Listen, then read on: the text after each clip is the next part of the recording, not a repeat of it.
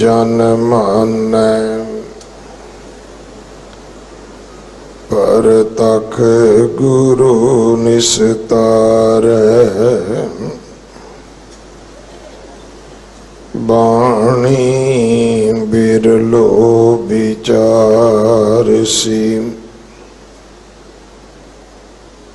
जे को गुरमुख होए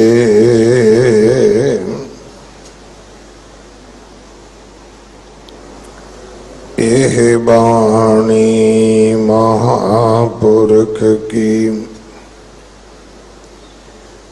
निज कर वासा होए सारंग महला पंचमा अब मोहे सर्ब उपाव बिरकाते करण कारण समरथ स्वामी हर एक सते मेरी गाते रहाओ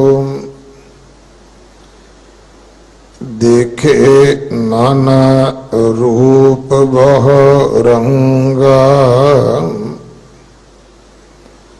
अन नाही तुम पाते देह आधार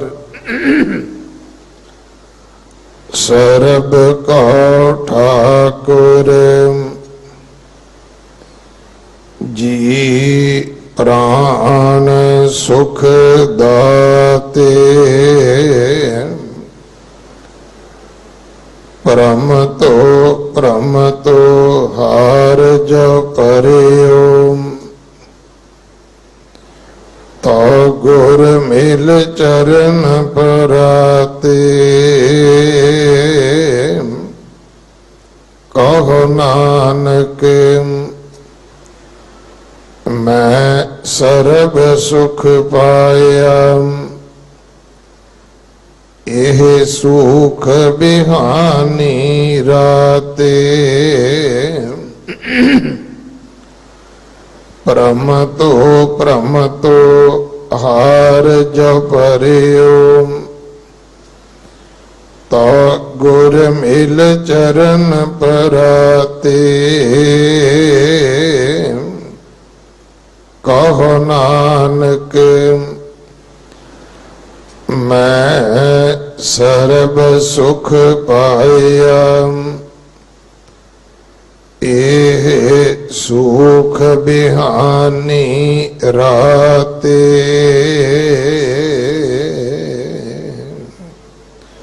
वाहिगुरु जी का खालसा वाहिगुरु जी की फतेह। ये पावन शब्द जो 1209 अंग ते दर्ज है इस दी विचार भाई सरबजीत सिंह जी लुधियाना आप जी नूं सरवण करवाउणगे। अज निमाणियां दे मान निताणियां दे तान न्योटियां दी ओट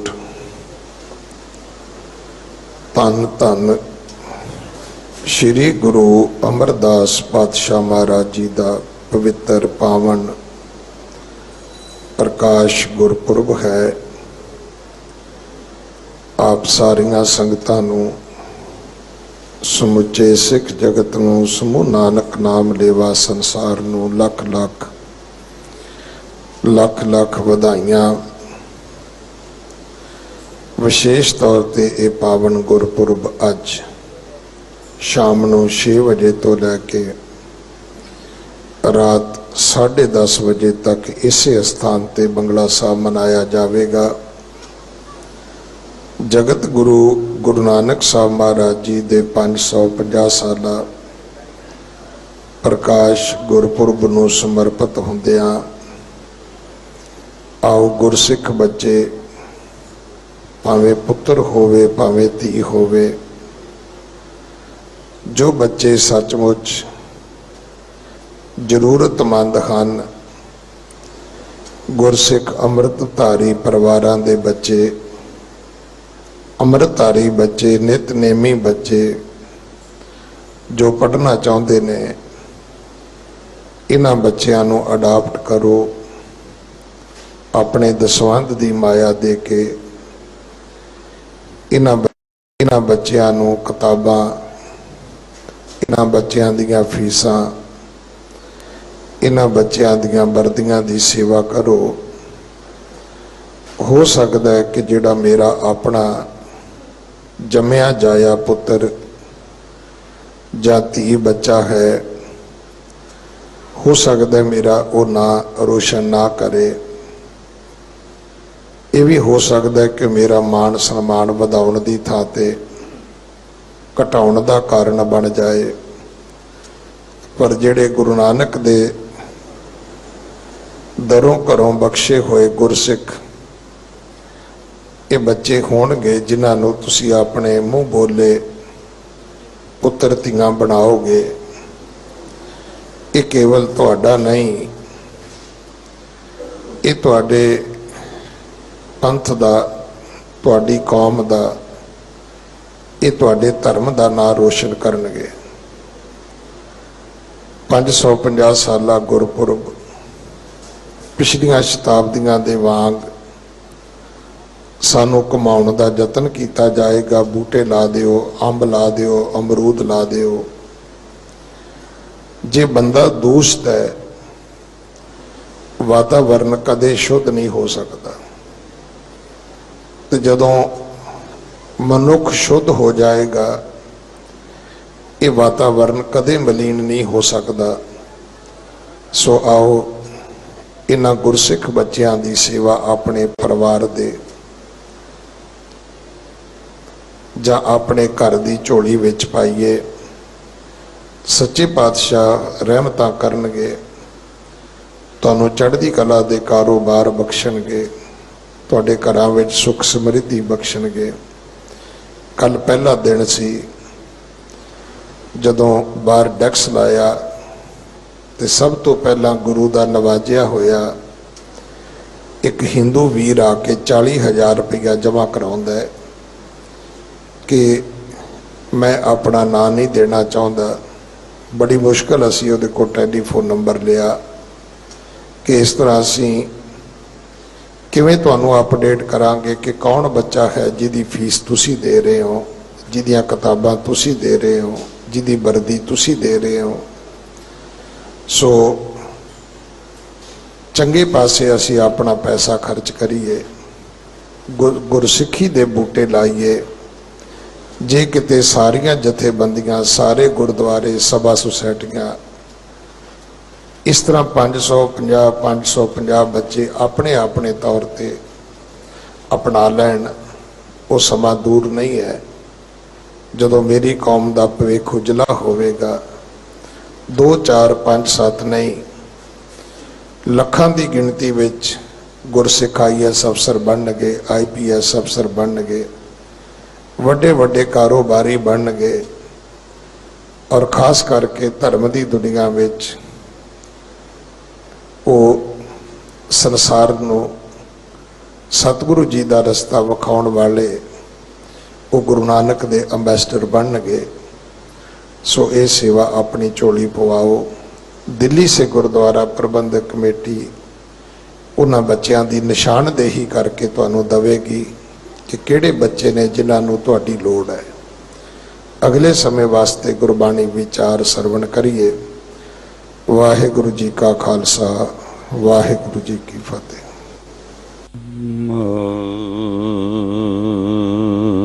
ਗੁਰੂ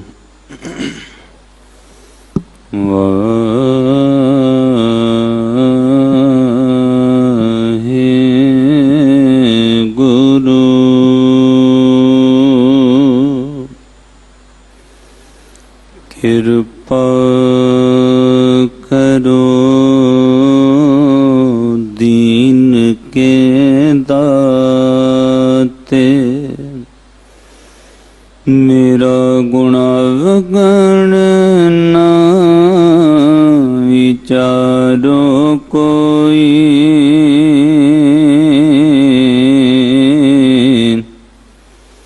ਮਟੀ ਕਾ ਕਿਆ ਤੋਪੈ ਸੁਆਮੀ,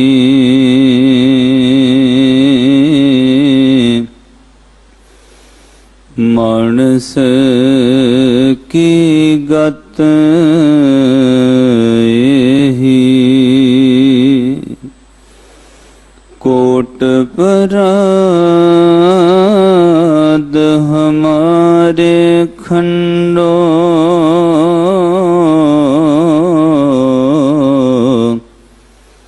ਅਨੇਕ ਵਿਧि ਸਮਝਾਵੋ,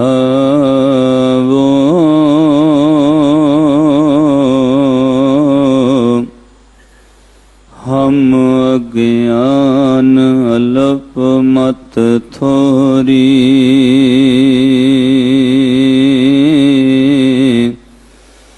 ਤੁਮ ਆਪਨ ਵਿਰਦ ਰਖਾਵੋ, ਕਿਰਪਾ ਕਰੋ ਦੀਨ ਕੇ ਦਾਤੇ, ਪਰਮ ਸਨਮਾਨਯੋਗ ਜੁਗੋ ਜੁਗ ਟਲ ਚਵਰ ਛਤਰ ਤਖਤ ਦੇ ਮਾਲਕ, ਧੰਨ ਧੰਨ ਆਦਿ ਸਾਹਿਬ ਸ੍ਰੀ ਗੁਰੂ ਗ੍ਰੰਥ ਸਾਹਿਬ ਮਹਾਰਾਜ ਜੀ ਦੀ ਪਾਵਨ ਪਵਿੱਤਰ ਹਜ਼ੂਰੀ ਅੰਦਰ ਜੁੜ ਬੈਠੇ ਸਰਵਤਰ ਮਾਈ ਭਾਈ, ਬਹੁਤ ਵੱਡਿਆਂ ਭਾਗਾਂ ਵਾਲੇ ਹੋ, ਜੋ ਇਸ ਸੰਸਾਰਕ ਪਦਾਰਥਵਾਦੀ ਮਾਹੌਲ ਵਿੱਚੋਂ ਸਮਾਂ ਕੱਢ ਕੇ ਬਾਲਾ ਪ੍ਰੀਤਮ ਧੰਨ ਧੰਨ ਸਾਹਿਬ ਸ੍ਰੀ ਗੁਰੂ ਹਰਿਕ੍ਰਿਸ਼ਨ ਸਾਹਿਬ ਮਹਾਰਾਜ ਜੀਆਂ ਦੇ ਪਾਵਨ ਪਵਿੱਤਰ ਸਥਾਨ ਤੇ ਹਾਜ਼ਰੀਆਂ ਭਰ ਕੇ ਨਤਮਸਤਕ ਹੋ ਕੇ ਮਾਨਸ ਜਨਮ ਦੇ ਭਰਪੂਰ ਲਾਹੇ ਪ੍ਰਾਪਤ ਕਰਨ ਦਾ ਸਫਲ ਯਤਨ ਕਰ ਰਹੇ ਹੋ। ਇਸ ਪਾਵਨ ਅਸਥਾਨ ਦੀ ਮਰਿਆਦਾ ਦੇ ਮੁਤਾਬਿਕ ਆਸਾ ਕੀ ਵਾਰ ਕੇ ਸੰਪੂਰਨ ਸ਼ਬਦ ਕੀਰਤਨ ਉਪਰੰਤ ਲੜੀਵਾਰ ਚੱਲ ਰਹੀ ਪਾਵਨ ਗੁਰੂ ਗ੍ਰੰਥ ਸਾਹਿਬ ਮਹਾਰਾਜ ਜੀਆਂ ਦੀ ਪਾਵਨ ਪਵਿੱਤਰ ਗੁਰ ਸ਼ਬਦ ਵਿਚਾਰ ਨਾਲ ਜੁੜਨ ਵਾਸਤੇ ਆਪ ਜੁੜ ਬੈਠੇ ਹੋ। ਬਹੁਤ ਹੀ ਪਿਆਰ ਦੇ ਨਾਲ ਸਿੰਘ ਸਾਹਿਬ ਜੀ ਦੀ ਮੁਬਾਰਕ ਰਸਨਾ ਤੋਂ ਅੱਜ ਦਾ ਲੜੀਵਾਰ ਪਾਵਨ ਸ਼ਬਦ ਸਰਵਣ ਕੀਤਾ ਹੈ। ਇਹ ਪਾਵਨ ਪਵਿੱਤਰ ਸ਼ਬਦ ਸਤਿਗੁਰੂ ਸ੍ਰੀ ਗੁਰੂ ਗ੍ਰੰਥ ਸਾਹਿਬ ਮਹਾਰਾਜ ਜੀਆਂ ਦੇ ਪਾਵਨ ਅੰਗ 1209 ਉੱਤੇ ਸੁਭਾਏਮਾਨ ਹੈ ਔਰ ਸਾਹਿਬ ਸ੍ਰੀ ਗੁਰੂ ਅਰਜਨ ਦੇਵ ਮਹਾਰਾਜ ਜੀਆਂ ਦਾ ਉਚਾਰਨ ਕੀਤਾ ਹੋਇਆ। ਅੱਜ ਦੇ ਇਸ ਪਾਵਨ ਪਵਿੱਤਰ ਸ਼ਬਦ ਵਿੱਚ ਜੋ ਤੁਸੀਂ ਕੱਲ ਦੇ ਸ਼ਬਦ ਦੀ ਵਿਚਾਰ ਸਰਵਣ ਕੀਤੀ, ਉਸ ਤੋਂ ਸਤਿਗੁਰੂ ਜੀ ਅਗਲੀ ਪੌੜੀ ਦੱਸ ਰਹੇ ਹਨ। ਗੁਰੂ ਗ੍ਰੰਥ ਸਾਹਿਬ ਮਹਾਰਾਜ ਦੀ ਬਾਣੀ ਵਿੱਚ ਤੁਸੀਂ ਜਦੋਂ ਵੀ ਇੱਕ ਓੰਕਾਰ ਤੋਂ 18 10 20 ਤੱਕ ਪਾਠ ਕਰੋਗੇ ਤਾਂ ਸਾਧ ਸੰਗਤ ਜਿਵੇਂ ਜਪਜੀ ਸਾਹਿਬ ਦੇ ਅੰਦਰ ਆਪਾਂ ਇੱਕ ਇੱਕ ਪਦੇ ਨੂੰ ਪੌੜੀਆਂ ਕਹਿੰਦੇ ਹਾਂ, ਇਸ ਤਰ੍ਹਾਂ ਰਾਗ ਦੀਆਂ 12 ਵਿੱਚ ਵੀ ਪੌੜੀਆਂ ਹੈ ਔਰ ਹਰ ਸ਼ਬਦ ਦਾ ਇੱਕ ਇੱਕ ਪਦ ਹੈ, ਉਹਨੂੰ ਆਪਾਂ ਪੌੜੀ ਵੀ ਕਹਿ ਸਕਦੇ ਹਾਂ। ਪੌੜੀ ਦਾ ਅਰਥ ਹੁੰਦਾ ਹੈ ਜਿਹਦਾ ਇੱਕ ਪਾਸਾ ਧਰਤੀ ਨਾਲ ਜੁੜਿਆ ਹੋਇਆ ਤੇ ਉਸ ਦਾ ਦੂਸਰਾ ਪਾਸਾ ਉਸ ਇਮਾਰਤ ਨਾਲ ਜੁੜਿਆ ਹੈ ਜਿਸ ਮੰਜ਼ਿਲ ਤੱਕ ਕਿਸੇ ਨੇ ਪੌੜੀ ਦੇ ਰਾਹੀਂ ਪਹੁੰਚਣਾ। ਤੁਸੀਂ ਪੜ੍ਹੇ ਲਿਖੇ ਸਿਆਣੇ ਸੱਜਣ ਬੈਠੇ ਹੋ, ਪੌੜੀ ਦੇ ਕੋਲ ਖਲੋ ਕੇ ਕੋਈ ਬੰਦਾ ਅਰਦਾਸਾਂ ਕਰੀ ਜਾਏ ਕਿ ਮੈਨੂੰ ਉੱਪਰ ਪਹੁੰਚਾ ਦੇ ਉੱਪਰ ਪਹੁੰਚਾ ਦੇ, ਤਾਂ ਸਾਧ ਸੰਗਤ ਉਹ ਬੰਦਾ ਮੰਜ਼ਿਲ ਤੇ ਪਹੁੰਚ ਹੀ ਨਹੀਂ ਸਕੇਗਾ, ਉਹਨੂੰ ਕਦਮ ਧਰਨਾ ਪਏਗਾ। ਜਿੰਨੀ ਦੇਰ ਪੌੜੇ ਉੱਤੇ ਤੁਸੀਂ ਆਪਣਾ ਕਦਮ ਸਟੈਪ ਨਹੀਂ ਰੱਖੋਗੇ, ਉਹ ਤੁਹਾਨੂੰ ਅੱਗੇ ਨਹੀਂ ਤੋਰ ਸਕੇਗਾ। ਗੁਰੂ ਗ੍ਰੰਥ ਸਾਹਿਬ ਮਹਾਰਾਜ ਦੀ ਬਾਣੀ ਨੇ ਜਿੱਥੇ ਸਾਨੂੰ ਭਾਵਨਾ, ਸ਼ਰਧਾ, ਪ੍ਰੇਮ ਬਖਸ਼ਿਸ਼ ਕੀਤਾ, ਉੱਥੇ ਇਸ ਗੱਲ ਦੀ ਸੋਝੀ ਗਿਆਨ ਵੀ ਦਿੱਤਾ ਹੈ ਕਿ ਤੈਨੂੰ ਖੁਦ ਤੁਰਨਾ ਪੈਣਾ ਹੈ। ਗੁਰੂ ਗ੍ਰੰਥ ਸਾਹਿਬ ਮਹਾਰਾਜ ਦੀ ਬਾਣੀ ਵਿੱਚ ਗੁਰਮਤਿ ਦੇ ਅੰਦਰ ਦੋ ਤਰ੍ਹਾਂ ਦੇ ਬਲ ਦਾ ਜ਼ਿਕਰ ਕੀਤਾ ਹੈ। ਇੱਕ ਬਲ ਜਿਹਨੂੰ ਮਹਾਰਾਜ ਨੇ ਕਿਹਾ ਨਿਜ ਬਲ, ਸਿੱਖ ਨੂੰ ਖੁਦ ਉਦਮ ਕਰਨਾ ਪਏਗਾ। ਜੇ ਤੁਸੀਂ ਘਰੋਂ ਚੱਲ ਕੇ ਉਦਮ ਨਾ ਕਰਦੇ ਤਾਂ ਇਸ ਸਥਾਨ ਤੇ ਪਹੁੰਚ ਹੀ ਨਹੀਂ ਸੀ ਸਕਦੇ। ਸਾਧ ਸੰਗਤ, ਇੱਕ ਬਲ ਮਹਾਰਾਜ ਜੀ ਨੇ ਕਿਹਾ ਸਿੱਖਾ ਤੂੰ ਉਦਮ ਕਰ। ਦੂਸਰਾ ਗੁਰਮਤਿ ਦੇ ਅੰਦਰ ਮਹਾਰਾਜ ਜੀ ਨੇ ਕਿਹਾ ਅਕਾਲ ਪੁਰਖ ਗੁਰੂ ਦਾ ਬਲ, ਤੇਰੇ ਬਲ ਨਾਲ, ਤੇਰੇ ਉਦਮ ਨਾਲ ਹਾਂ ਤੂੰ ਗੁਰੂ ਦੇ ਨੇੜੇ ਹੋ ਸਕਣਾ, ਪਰ ਗੁਰੂ ਨਾਲ ਮਿਲਾਪ ਨਹੀਂ।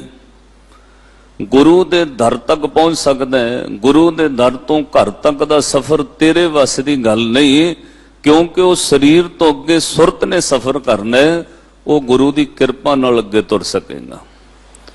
ਦੋਵੇਂ ਚੀਜ਼ਾਂ ਨੇ ਜਦੋਂ ਸਿੱਖ ਦੇ ਨਿਜ ਵੱਲ ਦੀ ਮਹਾਰਾਜ ਜੀ ਨੇ ਗੱਲ ਕੀਤੀ, ਉਦੋਂ ਕਿਹਾ ਉਦਮ ਕਰਿੰਦਿਆਂ ਜੀਓ ਤੂੰ, ਕਮਾਵਦਿਆਂ ਸੁਖ ਪੁੰਚ। ਜਿਹੜੀ ਸ਼੍ਰੇਣੀ ਇਹ ਗੱਲ ਕਹਿਣ ਲੱਗ ਪਈ ਸਭ ਕੁਝ ਬੰਦੇ ਦੇ ਹੱਥ ਹੈ ਜੀ, ਰੱਬ ਕੀ ਕਰਦਾ, ਬੰਦੇ ਨੂੰ ਕਰਨਾ ਪੈਂਦਾ। ਸਾਧ ਸੰਗਤ, ਉਹ 100% ਸਹੀ ਨਹੀਂ, ਕੁਝ % ਗੱਲ ਸਹੀ ਹੈ, ਬੰਦੇ ਨੂੰ ਉਦਮ ਕਰਨਾ ਪੈਂਦਾ, ਪਰ ਮਨੁੱਖ ਦਾ ਉਦਮ ਸਾਰਥਕ ਉਦੋਂ ਹੁੰਦਾ ਜਦੋਂ ਉਹਦੀ ਕਿਰਪਾ ਹੋ ਜਾਏ। ਉਦਮ ਕਰਨ ਵਾਸਤੇ ਕਿ ਉਦਮ ਕਰਿੰਦਿਆਂ ਜੀਓ ਤੂੰ, ਕਮਾਵਦਿਆਂ ਸੁਖ ਪੁੰਚ, ਧਿਆਏਂਦਿਆਂ ਤੂੰ ਪ੍ਰਭੂ ਮਿਲ, ਨਾਨਕ ਉਤਰੀ ਚਿੰਤ, ਕਿਤੇ ਸਿੱਖ ਆਲਸੀ ਨਾ ਹੋ ਜਾਏ। ਗੁਰੂ ਗ੍ਰੰਥ ਸਾਹਿਬ ਮਹਾਰਾਜ ਦੀ ਬਾਣੀ ਨੇ ਬਿਲਕੁਲ ਸੁਚੇਤ ਕੀਤਾ ਹੈ, ਸਾਫ਼ ਸ਼ਬਦਾਂ ਵਿੱਚ ਕਿਹਾ ਕਬੀਰ ਸਾਚਾ ਸਤਿਗੁਰ ਕਿਆ ਕਰੇ, ਜੋ ਸਿੱਖਾਂ ਮੈਂ ਚੂਕ। ਜੇ ਤੂੰ ਹੀ ਉਕ ਰਿਹਾ, ਕਮੀ ਤੇਰੇ ਵਿੱਚ ਹੈ, ਗੁਰੂ ਕੀ ਕਰੇ? ਪਹਿਲਾਂ ਤੈਨੂੰ ਗੁਰੂ ਦੇ ਦੱਸੇ ਮਾਰਗ ਤੇ ਤੁਰਨਾ ਪੈਣਾ ਹੈ। ਪੌੜੀ ਦਾ ਭਾਵ ਹੈ ਹੁਣ ਪੌੜੀ ਸਾਹਮਣੇ ਹੈ, ਤੈਨੂੰ ਉਹਦੇ ਉੱਤੇ ਕਦਮ ਧਰਨਾ ਪਏਗਾ। ਜਿਵੇਂ ਜਿਵੇਂ ਉਸ ਕਦਮ ਤੇ ਚੱਲੇਗਾ ਤੂੰ ਮੰਜ਼ਿਲ ਵੱਲ ਵੱਧਦਾ ਜਾਏਗਾ। ਗੁਰੂ ਗ੍ਰੰਥ ਸਾਹਿਬ ਮਹਾਰਾਜ ਦੀ ਬਾਣੀ ਪੌੜੀਆਂ ਇਸ ਲਈ ਹੈ, ਇਹਦਾ ਇੱਕ ਪਾਸਾ ਸੰਸਾਰ ਨਾਲ ਜੁੜਿਆ ਤੇ ਚਿੱਤ ਰੱਖਿਓ ਦੂਸਰਾ ਸਿਰਾ ਨਿਰੰਕਾਰ ਨਾਲ ਜੁੜਿਆ। ਜਦੋਂ ਇੱਕ ਇੱਕ ਸ਼ਬਦ ਗੁਰੂ ਦੀ ਕਿਰਪਾ ਨਾਲ ਕਮਾਉਂਦੇ ਜਾਵਾਂਗੇ, ਇੱਕ ਦਿਨ ਸੁਰਤ ਸ਼ਬਦ ਦੀ ਮੰਜ਼ਿਲ ਤੇ ਜ਼ਰੂਰ ਪਹੁੰਚਦੀ ਹੈ। ਸਾਧ ਸੰਗਤ, ਕੋਲ ਖਲੋ ਕੇ ਖਾਲੀ ਹੱਥ ਜੋੜਨ ਨਾਲ ਨਹੀਂ, ਉਦਮ ਕਰਨਾ ਪਏਗਾ। ਹੱਥ ਜੋੜ ਕੇ ਅਰਦਾਸ ਕਰ, ਸਤਿਗੁਰੂ ਮੈਨੂੰ ਉਦਮ ਬਖਸ਼ਿਸ਼ ਕਰੋ, ਮੇਰੇ ਤੇ ਤਰਸ ਕਿਰਪਾ ਕਰੋ। ਨਹੀਂ ਤੇ ਹਜ਼ੂਰ ਨੇ ਕਿਹਾ ਕਬੀਰ ਸਾਚਾ ਸਤਿਗੁਰ ਕਿਆ ਕਰੇ, ਜੋ ਸਿੱਖਾਂ ਮੈਂ ਚੂਕ। ਅੰਧੇ ਨ ਲੱਗ ਗਈ, ਜੋ ਬਾਂਸ ਵਜਾਈਏ ਫੂਕ। ਤੈਨੂੰ ਉਦਮ ਕਰਨਾ ਪੈਣਾ।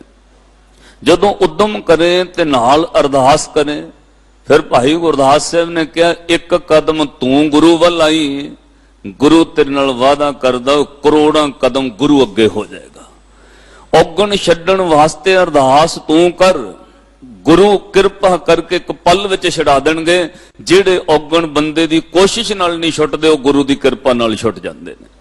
ਇਸ ਲਈ ਉਹਦੇ ਵਾਸਤੇ ਉਦਮ ਕਰ।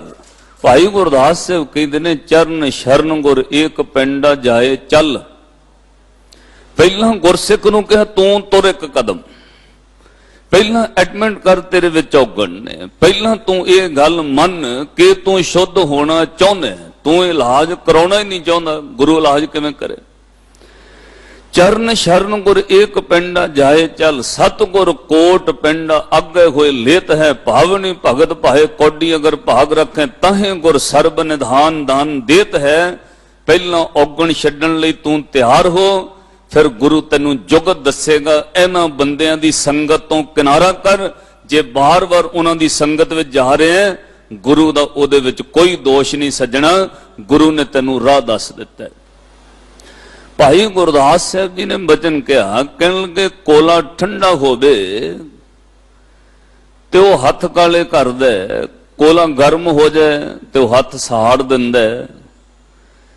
ਸਾਕਤ ਬੰਦੇ ਦੀ ਮਿੱਤਰਤਾ ਵੀ ਮਾੜੀ ਤੇ ਦੁਸ਼ਮਣੀ ਵੀ ਮਾੜੀ। ਗੁਰੂ ਨੇ ਵਰਜ ਕਰਕੇ ਕਿਹਾ, ਸਿੱਖਾ ਥੋੜਾ ਦੂਰ ਰਹੀਂ, ਕਬੀਰ ਸਾਕਤ ਸੰਗ ਨ ਕੀਜੀਐ, ਦੂਰੈ ਜਾਈਐ ਭਾਗ, ਵਸਨ ਕਾਰੋ ਪਰਸੀਐ, ਤੋ ਕਛ ਲਾਗੈ ਦਾਗ। ਜਦੋਂ ਸਾਕਤ ਦੀ ਪਰਿਭਾਸ਼ਾ ਕਹੀ, ਉਦੋਂ ਨਾਲ ਇਹ ਵੀ ਕਿਹਾ, ਤਿਨਾ ਪਾਸ ਦੁਆਸ ਨ ਭਿੱਟੀਐ, ਜਿਨਾ ਅੰਤਰ ਕ੍ਰੋਧ ਚੰਡਾਲ। ਜਿਹਦੇ ਅੰਦਰ ਈਰਖਾ ਦਵੈਸ਼ ਵਾਸ਼ਨਾ ਵਿਰੋਧ ਚੱਲ ਰਿਹਾ, ਉਹਦੇ ਨੇੜੇ ਨਾ ਜਾਈ। ਉਹ ਖੁਦ ਸੜਿਆ, ਉਹਨੇ ਤੈਨੂੰ ਸਾੜ ਦੇਣਾ। ਉਹ ਖੁਦ ਦਾਗੀ ਹੈ, ਤੈਨੂੰ ਦਾਗ ਲਾ ਦੇਣਾ। ਉਹਦੀਆਂ ਖੁਦ ਦੀਆਂ ਆਦਤਾਂ ਵਿਗੜ ਗਈਆਂ ਨੇ, ਤੇਰੀਆਂ ਵਿਗਾੜ ਦੇਗਾ। ਇਸ ਲਈ ਗੁਰੂ ਨੇ ਵਰਜਕ ਦਿੱਤਾ ਹੈ ਕਿ ਉਹ ਤੋਂ ਦੂਰ ਰਹਿ। ਤੁਸੀਂ ਪੜ੍ਹੇ ਲਿਖੇ ਸੱਜਣ ਬੈਠੇ ਹੋ, ਕਿਹੜਾ ਡਾਕਟਰ ਹੈ ਜਿਹੜਾ ਦਵਾਈ ਦੇ ਕੇ ਕਵੇ ਕਿ ਬਹੁਤ ਮਹਿੰਗੀ ਮੈਡੀਸਨ ਤੈਨੂੰ ਦੇਤੀ ਹੈ, ਹੁਣ ਖੰਡ ਜਿੰਨੀ ਮਰਜ਼ੀ ਖਾਈ ਚੱਲ, ਤੇਰੀ ਸ਼ੂਗਰ ਨਹੀਂ ਵੱਧਦੀ? ਨਹੀਂ, ਦਵਾਈ ਦੇ ਕੇ ਪਰਹੇਜ਼ ਦਿੰਦਾ। ਕੋਈ ਡਾਕਟਰ ਹੈ ਜਿਹੜਾ ਬੀਪੀ ਦੀ, ਬਲੱਡ ਪ੍ਰੈਸ਼ਰ ਦੀ ਦਵਾਈ ਦੇ ਕੇ ਕਵੇ ਹੁਣ ਜਿੰਨੇ ਮਰਜ਼ੀ ਪਕੌੜੇ ਖਾ ਲਾ? ਨਹੀਂ, ਉਹ ਨਾਲ ਸੰਜਮ ਪਰਹੇਜ਼ ਦਿੰਦਾ। ਮੇਰੀ ਦਵਾਈ ਨੇ ਤਾਂ ਕੰਮ ਕਰਨਾ ਜੇ ਤੂੰ ਪਰਹੇਜ਼ ਰੱਖੇਗਾ। ਪਰਹੇਜ਼ ਨਾ ਰੱਖਿਆ, ਮਹਿੰਗੀ ਤੋਂ ਮਹਿੰਗੀ ਮੈਡੀਸਨ ਵੀ ਰੋਗੀ ਦਾ ਰੋਗ ਨਹੀਂ ਹਟਾਉਂਦੀ। ਇਹੋ ਗੱਲ ਗੁਰੂ ਨੇ ਕਹੀ ਹੈ, ਸਿੱਖਾ ਪਰਹੇਜ਼ ਰੱਖ, ਫਿਰ ਤੇਰਾ ਇੱਕ ਪੜਿਆ ਹੋਇਆ ਜਪਜੀ ਸਾਹਿਬ ਵੀ ਤੈਨੂੰ ਗੁਰੂ ਦੇ ਨੇੜੇ ਲੈ ਆਏਗਾ। ਪਰਹੇਜ਼ ਰੱਖ, ਫਿਰ 5 ਵਾਰ ਕਿਹਾ ਮੂਲ ਮੰਤਰ ਵੀ ਤੈਨੂੰ ਗੁਰੂ ਦੇ ਇੱਕ ਕਦਮ ਨੇੜੇ ਲਾਏਗਾ। ਜਿਹੜਾ ਕਦਮ ਪੱਟਣ ਵਾਸਤੇ ਕਿਹਾ, ਉਹ ਇੱਕ ਕਦਮ ਗੁਰੂ ਦੀ ਸ਼ਰਨ ਵੱਲ ਤੂੰ ਆ ਜਾਏਗਾ, ਪਰ ਸ਼ਰਤ ਹੈ ਪਰਹੇਜ਼ ਰੱਖਣਾ ਜ਼ਰੂਰੀ ਹੈ। ਅੱਜ ਸਤਿਗੁਰੂ ਗੁਰੂ ਅਰਜਨ ਦੇਵ ਮਹਾਰਾਜ ਜੀਆਂ ਨੇ ਸਾਨੂੰ ਕੱਲ ਦੇ ਸ਼ਬਦ ਤੋਂ ਅਗਲੀ ਪੌੜੀ ਵੱਲ ਤੋਰਿਆ ਹੈ। ਪਹਿਲਾਂ ਕੱਲ ਦੇ ਸ਼ਬਦ ਵਿੱਚ ਕਿਹਾ ਸੀ, ਕਿਆ ਸੋਚੋ ਸੋਚ ਵਿਸਾਰੀ, ਅਬ ਕਿਆ ਸੋਚੋ ਸੋਚ ਵਿਸਾਰੀ। ਹੇ ਅਕਾਲ ਪੁਰਖ ਵਾਹਿਗੁਰੂ, ਹੁਣ ਮੈਂ ਕੀ ਬਾਰ-ਬਾਰ ਸੋਚਾਂ, ਆ ਹੋ ਜਾਏ ਆ ਹੋ ਜਾਏ। ਸਾਰੀ ਸੋਚ ਛੱਡ ਕੇ ਕਰਨਾ ਸਾ ਸੋਈ ਕਰ ਰਹਿਆ, ਦੇ ਨਾਉ ਬਲਿਹਾਰੀ। ਹੇ ਅਕਾਲ ਪੁਰਖ ਵਾਹਿਗੁਰੂ, ਜੋ ਤੁਸੀਂ ਕਰ ਰਹੇ ਹੋ ਮੈਨੂੰ ਉੱਤੇ ਭਰੋਸਾ ਆ ਗਿਆ। ਅੱਜ ਹੁਣ ਅਗਲੀ ਗੱਲ ਕਹੀ, ਅਬ ਮੋਹੇ ਸਰਬੋ ਪਾਵਿਰ ਕਾਤੇ। ਹੇ ਅਕਾਲ ਪੁਰਖ ਵਾਹਿਗੁਰੂ, ਹੁਣ ਮੈਂ ਆਪਣੇ ਉਹ ਭਾਵ ਯਤਨ ਜਿਨ੍ਹਾਂ ਤੇ ਮੈਨੂੰ ਭਰੋਸਾ ਸੀ, ਮੈਂ ਇੰਜ ਕਰਾਂ ਤੇ ਆ ਹੋ ਜਾਣਾ, ਮੈਂ ਆ ਕਰਾਂ ਤੇ ਕਾਮਯਾਬ ਹੋ ਜਾਣਾ, ਉਹ ਸਭ ਕੁਝ ਉਪਾਵ ਜਿਹੜੇ ਨੇ ਉਹ ਛੱਡ ਦਿੱਤੇ ਨੇ ਤੇਰੇ ਭਰੋਸੇ। ਇਹ ਨਹੀਂ ਕਿ ਕੰਮ ਕਰਨਾ ਛੱਡ ਦਿੱਤਾ। ਸਿੱਖ ਨੂੰ ਆਲਸੀ ਨਹੀਂ ਬਣਾਇਆ, ਕਰਮਸ਼ੀਲ ਰਹਿ, ਪਰ ਜਿਹੜਾ ਅੰਦਰ ਚੱਲ ਰਿਹਾ ਸੀ ਉਹਨੂੰ ਕਿਸ ਤਰ੍ਹਾਂ ਫਿੱਡੀ ਲਾ ਕੇ ਅੱਗੇ ਵਧਣਾ, ਉਹਨੂੰ ਕਿਵੇਂ ਪਛਾੜਨਾ, ਉਹ ਈਰਖਾ ਦਵੈਸ਼ ਚਲਾ ਗਿਆ। ਇੱਕ ਤੇ ਭਰੋਸਾ ਆ ਗਿਆ, ਹੇ ਕਰਨ ਕਾਰਨ ਅਕਾਲ ਪੁਰਖ ਵਾਹਿਗੁਰੂ, ਸਭ ਕੁਝ ਤੇਰੇ ਹੱਥ ਹੈ। ਤੂੰ ਬਣਾਉਣ ਤੇ ਆ ਜਾਏ ਤੇ ਰਾਜਿਆਂ ਨੂੰ ਭਿਖਾਰੀ ਕਰ ਦੇ ਤੇ ਭਿਖਾਰੀਆਂ ਨੂੰ ਰਾਜਾ ਕਰ ਦੇ। ਮੈਂ ਕਰਮ ਕਰਾਂਗਾ, ਪਰ ਉਪਾਵ ਦਾ ਭਰੋਸਾ ਛੱਡ ਦਿੱਤਾ, ਤੇਰੇ ਤੇ ਭਰੋਸਾ ਆ ਗਿਆ। ਕਈ ਵਾਰ ਯਤਨ ਤੇ ਭਰੋਸਾ ਹੁੰਦਾ, ਕਈ ਵਾਰ ਉਪਾਵ ਤੇ ਭਰੋਸਾ ਹੁੰਦਾ ਹੈ, ਕਈ ਵਾਰ ਬੰਦਿਆਂ ਤੇ ਭਰੋਸਾ, ਬੰਦੇ ਨੂੰ ਆਪਣੀ ਅਕਲ ਤੇ ਵੀ ਭਰੋਸਾ ਹੈ, ਕਈ ਵਾਰ ਬੰਦੇ ਨੂੰ ਆਪਣੇ ਪੈਸੇ ਤੇ ਭਰੋਸਾ ਹੈ।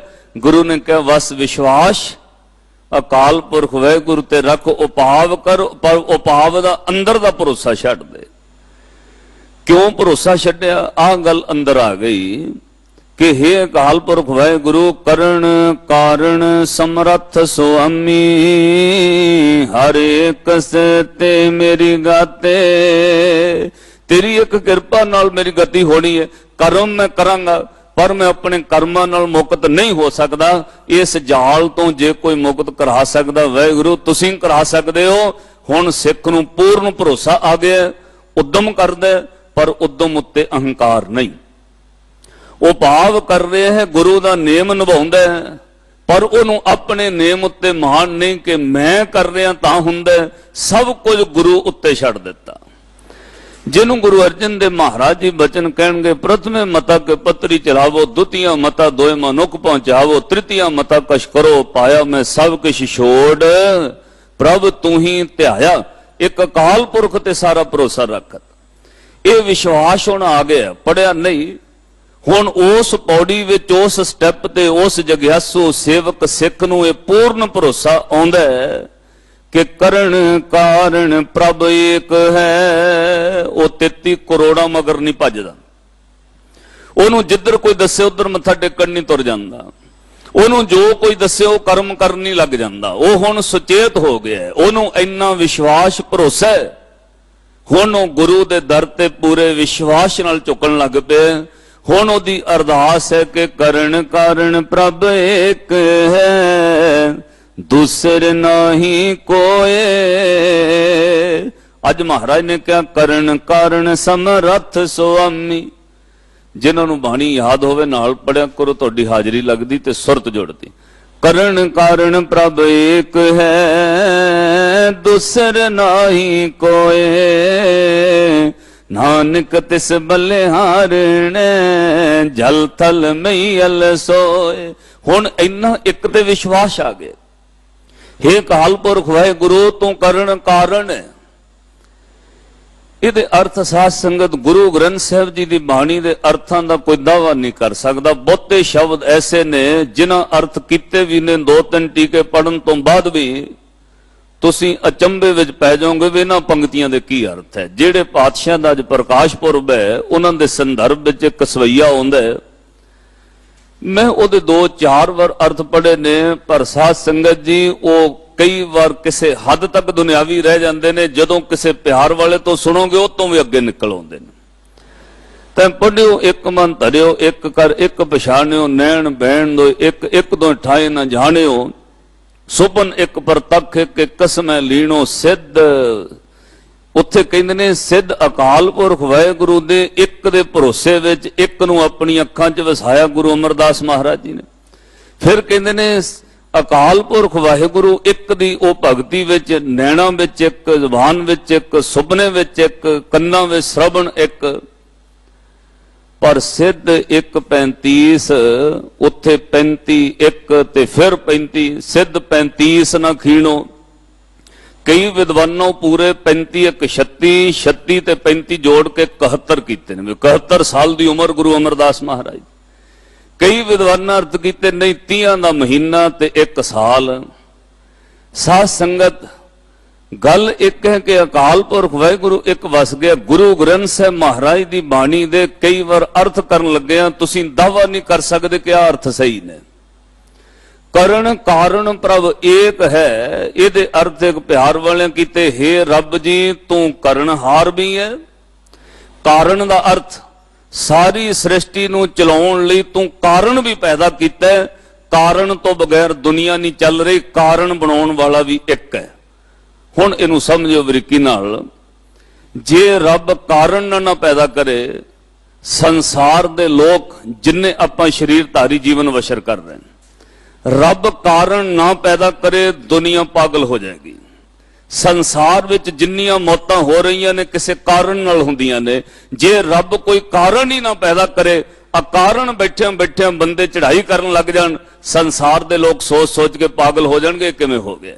ਰੱਬ ਨੇ ਕੋਈ ਨਾ ਕੋਈ ਕਾਰਨ ਰੱਖਿਆ, ਕੋਈ ਰੋਗ, ਕੋਈ ਬਿਮਾਰੀ, ਕੋਈ ਐਕਸੀਡੈਂਟ, ਕੋਈ ਸਰੀਰ ਦੇ ਤੱਤ ਵੱਧ ਘਟ ਜਾਣੇ, ਕਾਰਨ ਪੈਦਾ ਕੀਤਾ। ਉਹ ਅਕਾਲ ਪੁਰਖ ਵਾਹਿਗੁਰੂ ਕਾਰਨ ਪੈਦਾ ਕਰਕੇ ਸੰਸਾਰ ਚਲਾਉਂਦਾ ਹੈ। ਇਸ ਲਈ ਜਦੋਂ ਬੰਦਾ ਚੜ੍ਹਾਈ ਕਰ ਜਾਂਦਾ, ਦੁਨੀਆ ਦੇ ਲੋਕ ਕਾਰਨ ਦੀ ਵਿਆਖਿਆ 10-20 ਦਿਨ ਕਰਦੇ ਰਹਿੰਦੇ ਨੇ। ਆਹ ਕੁਝ ਹੋ ਗਿਆ, ਬੰਦਾ ਤੇ ਤੰਦਰੁਸਤ ਸੀ, ਹਾਰਟ ਹੀ ਫੇਲ ਹੋ ਗਿਆ, ਬੰਦਾ ਤੇ ਸਹੀ ਸੀ, ਇਸ ਤਰ੍ਹਾਂ ਹੋ ਗਿਆ। ਕਾਰਨ ਕਰਕੇ ਲੋਕ ਕਾਰਨ ਦੀ ਵਿਆਖਿਆ ਵਿੱਚ ਰਹਿੰਦੇ ਨੇ। ਜੇ ਰੱਬ ਕਾਰਨ ਨਾ ਪੈਦਾ ਕਰੇ, ਦੁਨੀਆ ਸੋਚ ਸੋਚ ਕੇ ਪਾਗਲ ਹੋ ਜਾਏਗੀ। ਰੱਬ ਨੇ ਕਾਰਨ ਪੈਦਾ ਕਰਕੇ ਸ੍ਰਿਸ਼ਟੀ ਨੂੰ ਚਲਾ ਰਿਹਾ। ਚਲਾਉਣ ਵਾਲਾ ਕੌਣ ਹੈ? ਇੱਕ। ਕਾਰਨ ਕਿਹਨੇ ਪੈਦਾ ਕੀਤਾ? ਇੱਕ ਅਕਾਲ ਪੁਰਖ ਨੇ। ਜਦੋਂ ਕਾਰਨ ਪੈਦਾ ਕਰਕੇ ਉਹ ਸਾਰੀ ਸ੍ਰਿਸ਼ਟੀ ਚਲਾ ਰਿਹਾ ਹੈ, ਤਾਂ ਜਦੋਂ ਆ ਵਿਸ਼ਵਾਸ ਆ ਜਾਏ ਨਾ ਵੀ ਕਾਰਨ ਵੀ ਉਹ ਪੈਦਾ ਕਰਦਾ ਹੈ, ਫਿਰ ਅੱਜ ਵਾਲੀ ਅਰਦਾਸ ਹੁੰਦੀ ਹੈ ਕਿ ਕਰਨ ਕਾਰਨ ਸਮਰੱਥ ਸੁਆਮੀ। ਹੇ ਅਕਾਲ ਪੁਰਖ ਵਾਹਿਗੁਰੂ ਤੂੰ ਹਰ ਪੱਖ ਤੋਂ ਸਮਰੱਥ ਹੈ। ਤੂੰ ਸ੍ਰਿਸ਼ਟੀ ਨੂੰ ਕਾਰਨ ਪੈਦਾ ਕਰਕੇ ਚਲਾ ਰਿਹਾ ਹੈ ਤੇ ਤੂੰ ਸਿੱਧਾ ਕਰਨਹਾਰ ਵੀ ਹੈ। ਕਈ ਵਾਰ ਦੁਨੀਆ ਦੇ ਕਾਰਨ ਫੇਲ ਹੋ ਜਾਣਗੇ, ਰੱਬ ਸਿੱਧਾ ਹੀ ਕੰਮ ਕਰ ਦੇਗਾ। ਕਰਨ ਕਾਰਨ ਪ੍ਰਭ ਏਕ ਹੈ, ਦੂਸਰ ਨਾਹੀ ਕੋਏ। ਉਹ ਫਿਰ ਕਿੱਥੇ ਕਿੱਥੇ ਕਾਰਨ ਪੈਦਾ ਕਰਕੇ ਚਲਾਉਂਦਾ ਹੈ, ਜਲ ਵਿੱਚ ਵੀ, ਥਲ ਵਿੱਚ ਵੀ, ਮਈਲ ਆਕਾਸ਼ ਵਿੱਚ ਵੀ। ਕਰਨ ਕਾਰਨ ਪ੍ਰਭ ਏਕ ਹੈ, ਦੂਸਰ ਨਾਹੀ ਕੋਏ, ਨਾਨਕ ਤਿਸ ਬਲਿਹਾਰਣ, ਜਲ ਥਲ ਮਈਲ ਸੋਏ। ਜਿਹਨੂੰ ਇਹ ਵਿਸ਼ਵਾਸ ਆ ਜਾਏ, ਉਹ ਪ੍ਰੇਮ ਵਿੱਚ ਭਿੱਜ ਕੇ ਫਿਰ ਰੱਬ ਨੂੰ ਕਹਿੰਦਾ ਧੀਰੋਂ ਦੇਖ ਤੁਮਾਰੇ ਰੰਗਾ। ਹੁਣ ਮੇਰਾ ਮਨ ਟਿਕ ਗਿਆ ਵਾਹਿਗੁਰੂ। ਕਿਹੜੀ ਗੱਲੋਂ?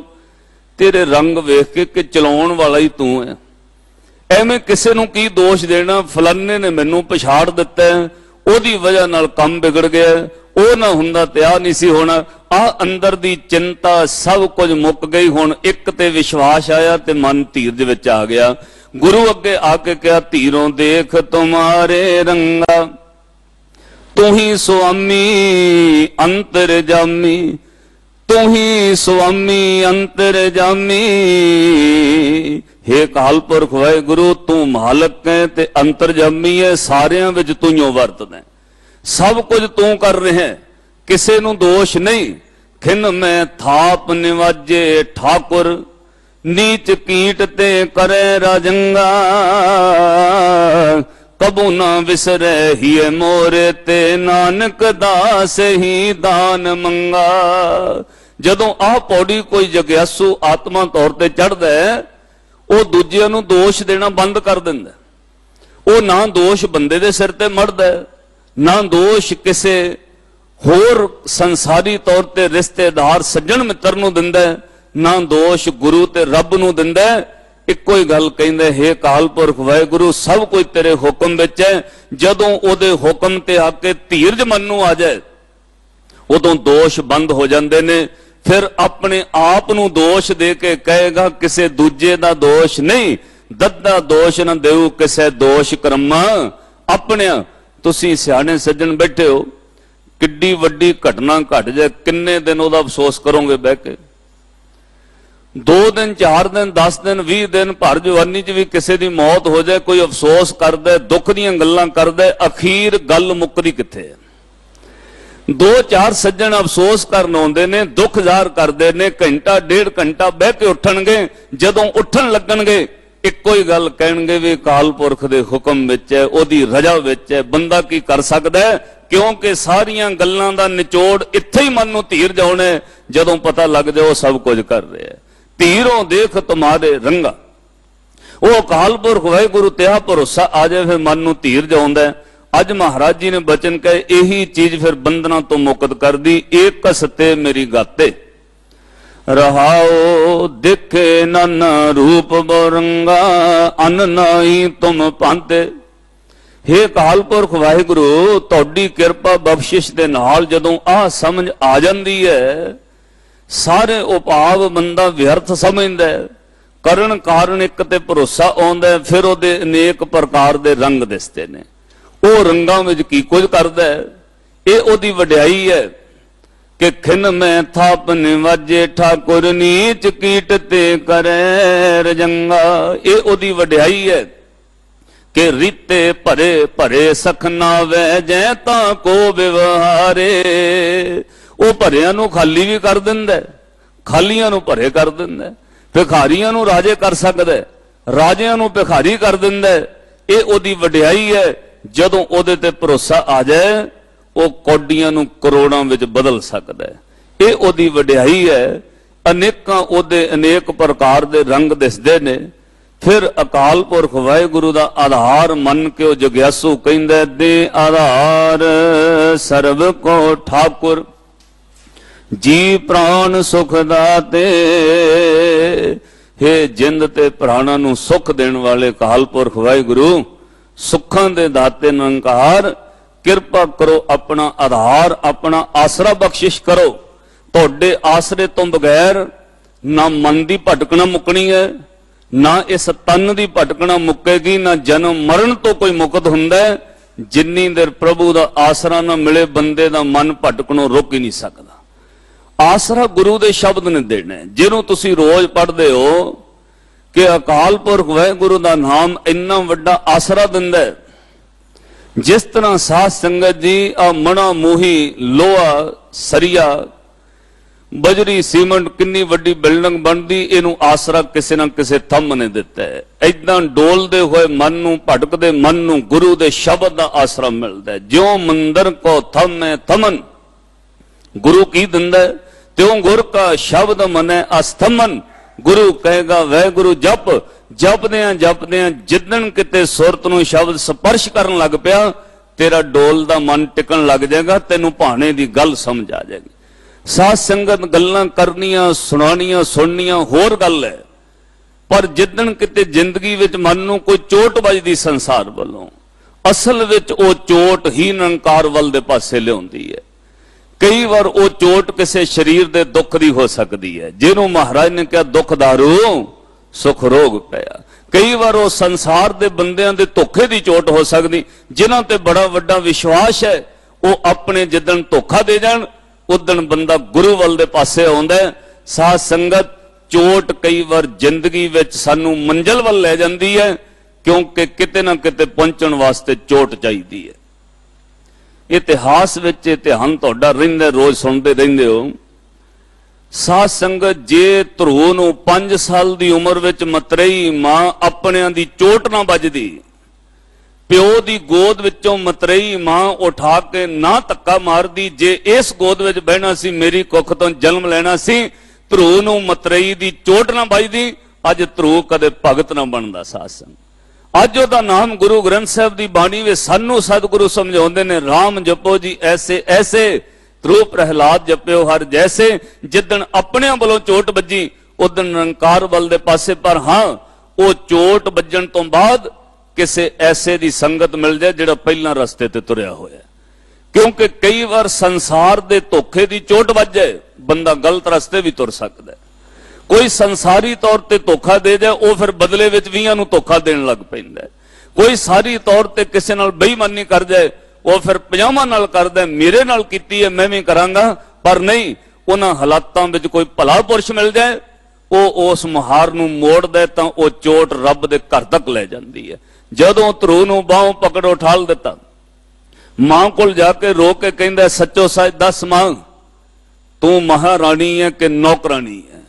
ਜੇ ਤੂੰ ਰਾਣੀ ਹੁੰਦੀ, ਤੇਰੀ ਕੁੱਖ ਤੋਂ ਮੈਂ ਜਨਮ ਲਿਆ, ਰਾਜੇ ਦੀ ਗੋਦ ਚੋਂ ਕਦੇ ਉਹ ਮਤਰੇਈ ਮਾਂ ਨਾ ਉਠਾਂਦੀ। ਸੱਚੋ ਦੱਸ, ਸੱਚ ਦੱਸ, ਤੂੰ ਰਾਣੀ ਹੈ ਕਿ ਨੌਕਰਾਨੀ?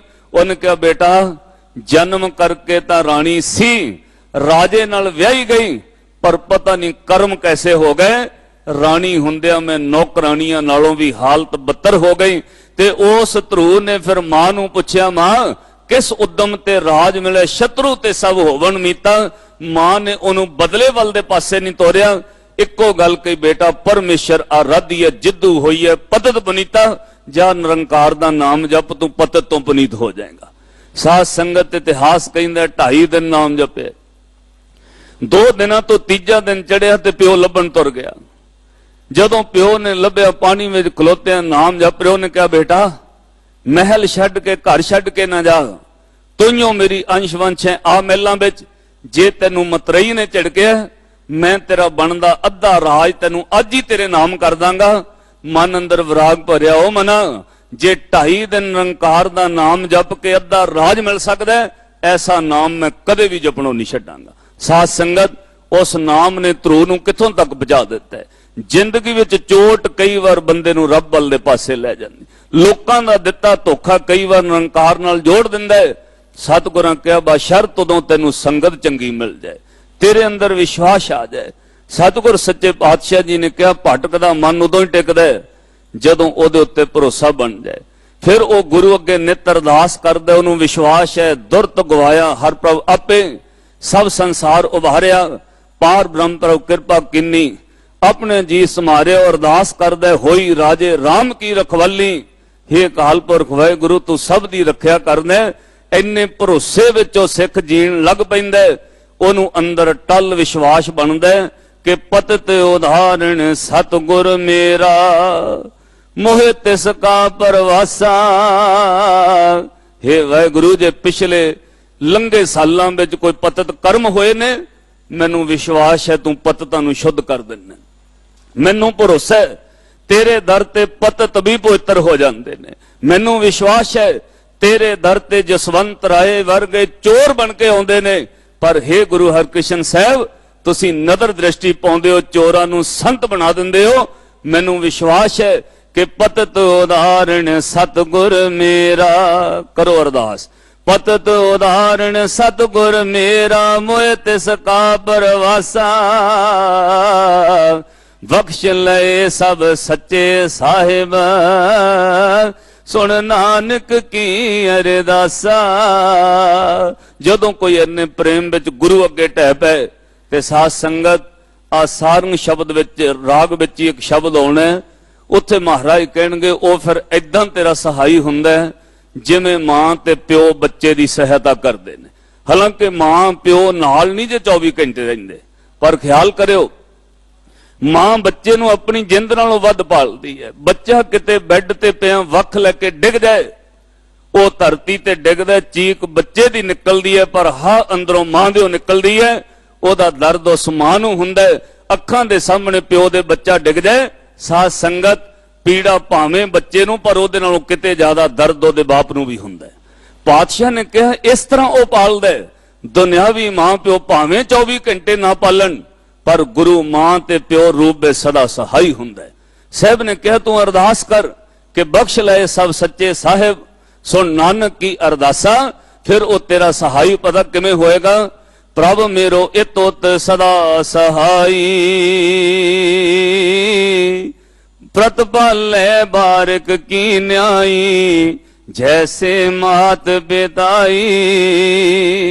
ਇੱਕ ਵਾਰ ਸਾਰੇ ਹਾਜ਼ਰੀ ਲਾਓ, ਚਿੱਤ ਜੋੜ ਕੇ ਗੁਰੂ ਹਰਕ੍ਰਿਸ਼ਨ ਸਾਹਿਬ ਮਹਾਰਾਜ ਗੁਰੂ ਗ੍ਰੰਥ ਸਾਹਿਬ ਜੀ ਦੇ ਚਰਨਾਂ ਵਿੱਚ ਆਪਣੀ ਅਰਦਾਸ ਕਰੀਏ। ਪਾਤਸ਼ਾਹ ਅਸੀਂ ਸੰਸਾਰ ਵਿੱਚ ਭਟਕ ਰਹੇ, ਸਾਨੂੰ ਵਿਸ਼ਵਾਸ ਆ ਜਾਏ, ਅਸੀਂ ਦੂਜਿਆਂ ਨੂੰ ਦੋਸ਼ ਦੇਣਾ ਬੰਦ ਕਰ ਦਈਏ, ਸਾਡੇ ਅੰਦਰ ਇਹ ਭਰੋਸਾ ਜਾਗੇ ਸਭ ਕੁਝ ਤੁਸੀਂ ਕਰਨਹਾਰ ਹੋ। ਜਦੋਂ ਫਿਰ ਮਨ ਦੀ ਭਟਕਣਾ ਮੁੱਕ ਗਈ, ਇੱਕ ਦਿਨ ਮਰਨ ਤੋਂ ਬਾਅਦ ਬਾਰ-ਬਾਰ ਜਮ ਮਰੇ ਵਾਲੀ ਵੀ ਭਟਕਣਾ ਮੁੱਕ ਜਾਏਗੀ। ਆਖਰੀ ਸ਼ਬਦਾਂ ਵਿੱਚ ਸਾਹਿਬ ਕਹਿਣਗੇ ਭ੍ਰਮ ਤੋਂ ਹਾਰ ਜੋ ਪਰਿਓ। ਭਟਕਦਿਆਂ ਗੁਰੂ ਅੱਗੇ ਹਾਰ ਪਏ, ਉਹਦੇ ਚਰਨਾਂ 'ਚ ਟਹਿ ਤੇ ਅਰਦਾਸ ਕਰ।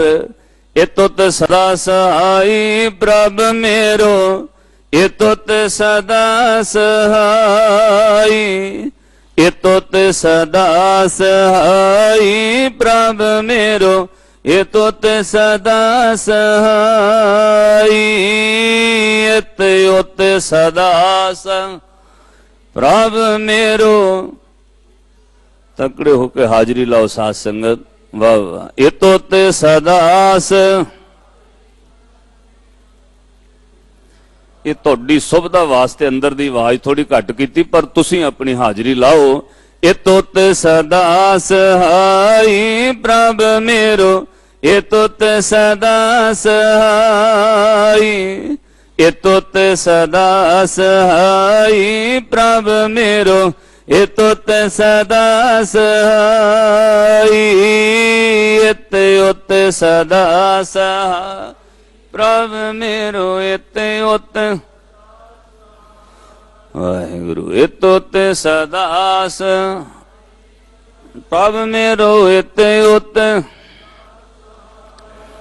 ਪ੍ਰਤਪਾਲੈ ਬਾਰਿਕ ਕੀ ਨਿਆਈ ਪ੍ਰਤਪਾਲੈ ਬਾਰਿਕ ਕੀ ਨਿਆਈ ਪ੍ਰਤਪਾਲੈ ਬਾਰਿਕ ਕੀ ਨਿਆਈ ਪ੍ਰਤਪਾਲੈ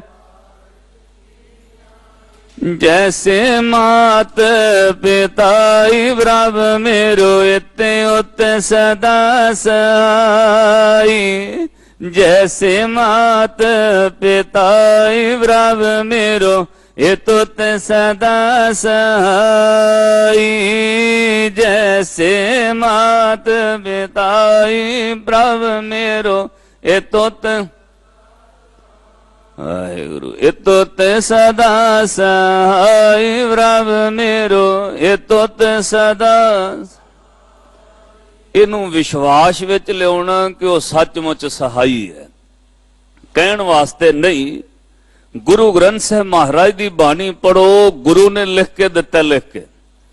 ਜਿੱਥੇ ਤੇਰਾ ਕੋਈ ਸਹਾਈ ਨਾ ਹੋਵੇ, ਜਿਨ੍ਹਾਂ ਨੂੰ ਸਹਾਈ ਸਮਝਣਾ, ਵਿਸ਼ਵਾਸ ਰੱਖੀ ਉੱਥੇ ਤੈਨੂੰ ਗੁਰੂ ਸਹਾਈ ਹੋ ਕੇ ਦੱਸੇਗਾ।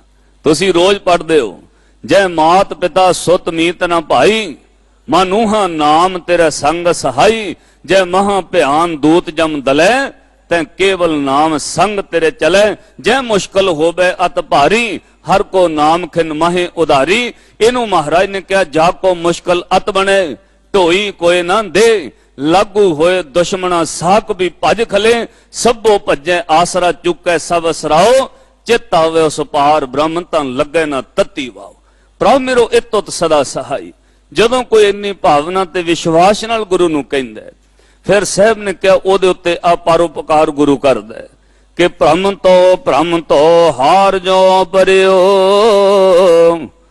ਤੋ ਗੁਰ ਮਿਲ ਚਰਨ ਪਰਾਤੇ।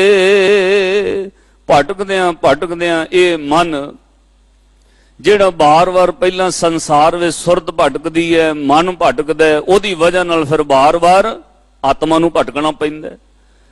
ਭਾਈ ਗੁਰਦਾਸ ਜੀ ਨੇ ਕਿਹਾ ਦੁਨੀਆ ਦੇ ਲੋਕੋ ਬਾਰ-ਬਾਰ ਜਨਮ ਮਰਨ ਹੀ ਇਸ ਲਈ ਹੁੰਦਾ ਹੈ ਕਿ ਮਨ ਦੀਆਂ ਵਾਸ਼ਨਾਵਾਂ ਨਹੀਂ ਮੁੱਕੀਆਂ, ਮਨ ਭਟਕਦਾ ਰਿਹਾ। ਬੰਦੇ ਦੀ ਉਮਰ ਘਟਦੀ ਗਈ, ਵਾਸ਼ਨਾਵਾਂ ਵੱਧਦੀਆਂ ਗਈਆਂ, ਉਮਰ ਘਟਦੀ ਗਈ, ਇਛਾਵਾਂ ਵੱਧਦੀਆਂ ਗਈਆਂ। ਇੱਕ ਦਿਨ ਇਹ ਸਰੀਰ ਬੁੱਢਾ ਹੋ ਕੇ ਰੋਗੀ ਹੋ ਕੇ ਅੱਧ ਵਿਚਕਾਰ ਮਰ ਜਾਂਦਾ ਹੈ, ਇਹਦੀਆਂ ਇਛਾਵਾਂ ਬਾਕੀ ਰਹਿ ਜਾਂਦੀਆਂ ਨੇ, ਜਿਹਦੇ ਕਰਕੇ ਨੂੰ ਵਾਰ-ਵਾਰ ਧਰਤੀ ਤੇ ਫਿਰ ਭਟਕਣਾ ਪੈਂਦਾ ਹੈ। ਜੁਗ ਜੁਗ ਮੇਰ ਸਰੀਰ ਕਾ ਵਾਸ਼ਨਾ ਬੱਧਾ ਆਵੇ ਜਾਵੇ, ਇਹਦੀਆਂ ਵਾਸ਼ਨਾਵਾਂ ਇਛਾਵਾਂ ਨਹੀਂ ਮੁੱਕੀਆਂ, ਉਮਰ ਮੁੱਕ ਗਈ, ਇਹਨੂੰ ਫਿਰ ਧਰਤੀ ਤੇ ਆਉਣਾ ਪੈਂਦਾ ਹੈ। ਹਜ਼ੂਰ ਨੇ ਕਿਹਾ ਪਹਿਲਾਂ ਮਨ ਦੀਆਂ ਵਾਸ਼ਨਾਵਾਂ ਇਛਾਵਾਂ ਸਭ ਕੁਝ ਮੁੱਕ ਜਾਂਦੀਆਂ ਨੇ, ਤੂੰ ਅਰਦਾਸ ਕਰ ਤੇਰੇ ਅੰਦਰ ਦੀ ਵਾਸ਼ਨਾ ਮੁੱਕੇ। ਕਾਹਦੇ ਨਾਲ ਮੁੱਕੇਗੀ? ਹਰ ਬੰਦਾ ਚਾਹੁੰਦਾ ਮੇਰੀਆਂ ਸਾਰੀਆਂ ਇਛਾਵਾਂ ਪੂਰੀਆਂ ਹੋਣ, ਨਹੀਂ ਹੁੰਦੀਆਂ। ਮੈਨੂੰ ਮਾਫ ਕਰਿਓ, ਇੱਕ ਦਿਨ ਅੱਗੇ ਵੀ ਮੈਂ ਦਰਬਾਰ ਸਾਹਿਬ ਤੋਂ ਬੇਨਤੀ ਕੀਤੀ ਸੀ, ਬੰਦਾ ਚਾਹੁੰਦਾ ਕਿਸੇ ਤਰ੍ਹਾਂ ਸੈਟਲਮੈਂਟ ਹੋ ਜਾਏ ਫਿਰ ਨਾਮ ਜਪਾਂਗੇ, ਬਸ ਥੋੜੇ ਜਿਹਾ ਸੈਟਲ ਹੋ ਜਾਈਏ, ਬੱਚੇ ਬਾਹਰ ਸੈੱਟ ਹੋ ਜਾਣ, ਮੈਂ ਇੱਧਰ ਸੈੱਟ ਹੋ ਜਾ, ਮੈਂ ਫਲਾਨੀ ਜਗ੍ਹਾ ਤੇ ਸੈੱਟ ਹੋ ਜਾ। ਸੈਟਿੰਗ ਕਰਦਿਆਂ ਇਹ ਬੰਦੇ ਦੀ ਉਮਰ ਘਟਦੀ ਜਾਂਦੀ ਹੈ। ਤੁਸੀਂ ਮਨ 'ਚ ਵਿਚਾਰ ਕਰਕੇ ਵੇਖਿਓ, ਆਪਣੇ ਕੋਲ ਤਾਂ ਵੱਧ ਤੋਂ ਵੱਧ ਕਿਸੇ ਕੋਲ 2-4 ਸੋਨੇ ਦੇ ਗਹਿਣੇ ਕਮਾਏ ਹੋਣਗੇ, ਉਹਦੇ ਵਿੱਚ ਹੀ ਹੋਮੇ ਵਿੱਚ ਤੁਰੀ ਫਿਰਨੇ ਆ। ਗੁਸਤਾਖੀ ਮਾਫ, ਇੱਥੇ ਸੋਨੇ ਦੀ ਲੰਕਾ ਬਣਾਉਣ ਵਾਲੇ ਬੰਦੇ ਵੀ ਸੈਟਿੰਗ ਨਹੀਂ ਕਰ ਸਕੇ, ਉਹ ਵੀ ਧਰਤੀ ਉੱਤੇ ਅਧੂਰੇ ਚਲੇ ਗਏ। ਜਿਹੜੇ ਸੋਨੇ ਦੇ ਬਰਤਨਾਂ ਵਿੱਚ ਖਾਂਦੇ ਸੀ, ਪੁੱਛੋ ਸੈਟਿੰਗ ਤਾਂ ਉਹਨਾਂ ਦੀ ਵੀ ਧਰਤੀ ਤੇ ਨਹੀਂ ਹੋਈ। ਐਵੇਂ ਇਸ ਭੁਲੇਖੇ ਉਮਰ ਬਤੀਤ ਕਰਕੇ ਵਿਅਰਥ ਨਾ ਗਵਾ। ਅੱਜ ਤੋਂ ਸ਼ੁਰੂ ਕਰ, ਗੁਰੂ ਨੇ ਤੈਨੂੰ ਰਾਹ ਦੱਸਿਆ, ਤੇਰੀਆਂ ਸਾਰੀਆਂ ਸ਼ਾਮਾਂ ਪੂਰੀਆਂ ਹੋ ਜਾਣਗੀਆਂ। ਮਹਾਰਾਜ ਕਿਹੜਾ ਰਸਤਾ ਹੈ? ਤੁਸੀਂ ਪੌੜੀ ਰੋਜ਼ ਪੜ੍ਹਦੇ ਹੋ, ਹੁਣ ਵੀ ਪੜ੍ਹਨੀ ਹੈ। ਉੱਥੇ ਮਹਾਰਾਜ ਨੇ ਕਿਹਾ ਸਾਚ ਨਾਮ ਆਧਾਰ ਮੇਰਾ, ਜਿਨ ਭੁੱਖਾਂ ਸਭ ਗਵਾਈਆਂ, ਕਰ ਸ਼ਾਂਤ ਸੁਖ ਮਨ ਆਏ ਵਸਿਆ, ਜਿਨ ਇੱਛਾ ਸਭ ਪੁਜਾਈਆਂ। ਰੋਜ਼ ਉੱਠ ਕੇ ਨਾਮ ਨੂੰ ਆਧਾਰ ਬਣਾ, ਜਪਣਾ ਸ਼ੁਰੂ ਕਰ। ਇੱਕ ਦਿਨ ਇਹ ਤੇਰਾ ਮਨ ਆਪੇ ਟਿਕ ਜਾਏਗਾ, ਇਛਾਵਾਂ ਪੂਰੀਆਂ ਹੋ ਜਾਣਗੀਆਂ। ਜਿਹੜਾ ਸਾਰੀਆਂ ਇੱਛਾ ਦਾ ਪੂਰਕ ਰੱਬ ਹੈ, ਉਹਨੂੰ ਜਪ। ਬੰਦਿਆਂ ਨੂੰ ਖੁਸ਼ ਕਰਕੇ ਬੰਦੇ ਤੇ ਖੁਦ ਇਛਾਵਾਂ ਲੈ ਕੇ ਘੁੰਮਦੇ ਨੇ, ਤੇਰੀਆਂ ਇਛਾਵਾਂ ਕੀ ਪੂਰੀਆਂ ਕਰਨਗੇ? ਪੈਸਾ ਤੇ ਮਾਇਆ ਖੁਦ ਅਧੂਰੀ ਹੈ, ਤੇਰੀ ਇੱਛਾ ਕੀ ਪੂਰੇ ਕਰੇਗੀ? ਹਜ਼ੂਰ ਨੇ ਕਿਹਾ ਇੱਕੋ ਹੀ ਪੂਰਾ ਹੈ, ਉਹਨੂੰ ਜਪ, ਤੂੰ ਵੀ ਇਛਾਵਾਂ ਪੂਰੀਆਂ ਕਰ ਲੇਗਾ। ਸਰਬ ਸੁੱਖਾਂ ਕਾ ਦਾਤਾ ਸਤਿਗੁਰ ਤਾਂ ਕੀ ਸ਼ਰਨੀ ਪਾਈ ਹੈ। ਉਹਨੂੰ ਕਿਹਾ ਇੱਛਾ ਪੂਰਕ ਸਰਬ ਸੁਖ ਦਾਤਾ ਹਰ, ਜਾ ਕੇ ਵਸੈ ਕਾਮ ਤੇ ਨਾ, ਸੋ ਐਸਾ ਹਰ ਧਿਆਈਐ ਮੇਰੇ ਜੀੜੇ, ਤਾਂ ਸਰਬ ਸੁਖ ਪਾਵੇਂ ਮੇਰੇ ਮਨਾ। ਅੱਜ ਫਿਰ ਮਹਾਰਾਜ ਨੇ ਕਿਹਾ ਤੋ ਗੁਰ ਮਿਲ ਚਰਨ ਪਰਾਤੇ, ਕਹੋ ਨਾਨਕ ਮੈਂ ਸਰਬ ਸੁਖ ਪਾਇਆ। ਫਿਰ ਸਾਰੇ ਹੀ ਸੁੱਖ ਨੇ ਉਹਦੇ ਵਿੱਚ। ਤੇਰੇ ਕੋਲ ਘੱਟ ਵੀ ਹੋਵੇ ਪਰ ਤੂੰ ਸੁਖੀ ਬਹੁਤ ਹੋਏਗਾ, ਤੇਰੇ ਕੋਲ ਉਹਦਾ ਨਾ ਵੀ ਹੋਵੇ ਪਰ ਤੇਰੇ ਨਾਲ ਦੀ ਸ਼ਾਂਤੀ ਕਿਸੇ ਕੋਲ ਨਹੀਂ, ਤੇਰੇ ਕੋਲ ਪਦਾਰਥ ਘੱਟ ਵੀ ਹੋਣ ਪਰ ਤੂੰ ਅੰਦਰੋਂ ਇੰਨਾ ਸੁਖੀ ਹੋਏਗਾ। ਦੁਨੀਆ ਵੇਖੇਗੀ ਇਹ ਬੰਦੇ ਕੋਲ ਮੇਰੇ ਬਰਾਬਰ ਨਹੀਂ ਪਰ ਸੁਖੀ ਕਿਵੇਂ ਬੈਠਾ ਹੈ। ਸਾਧ ਸੰਗਤ, ਇਹ ਗੱਲ ਸੱਚ ਹੈ।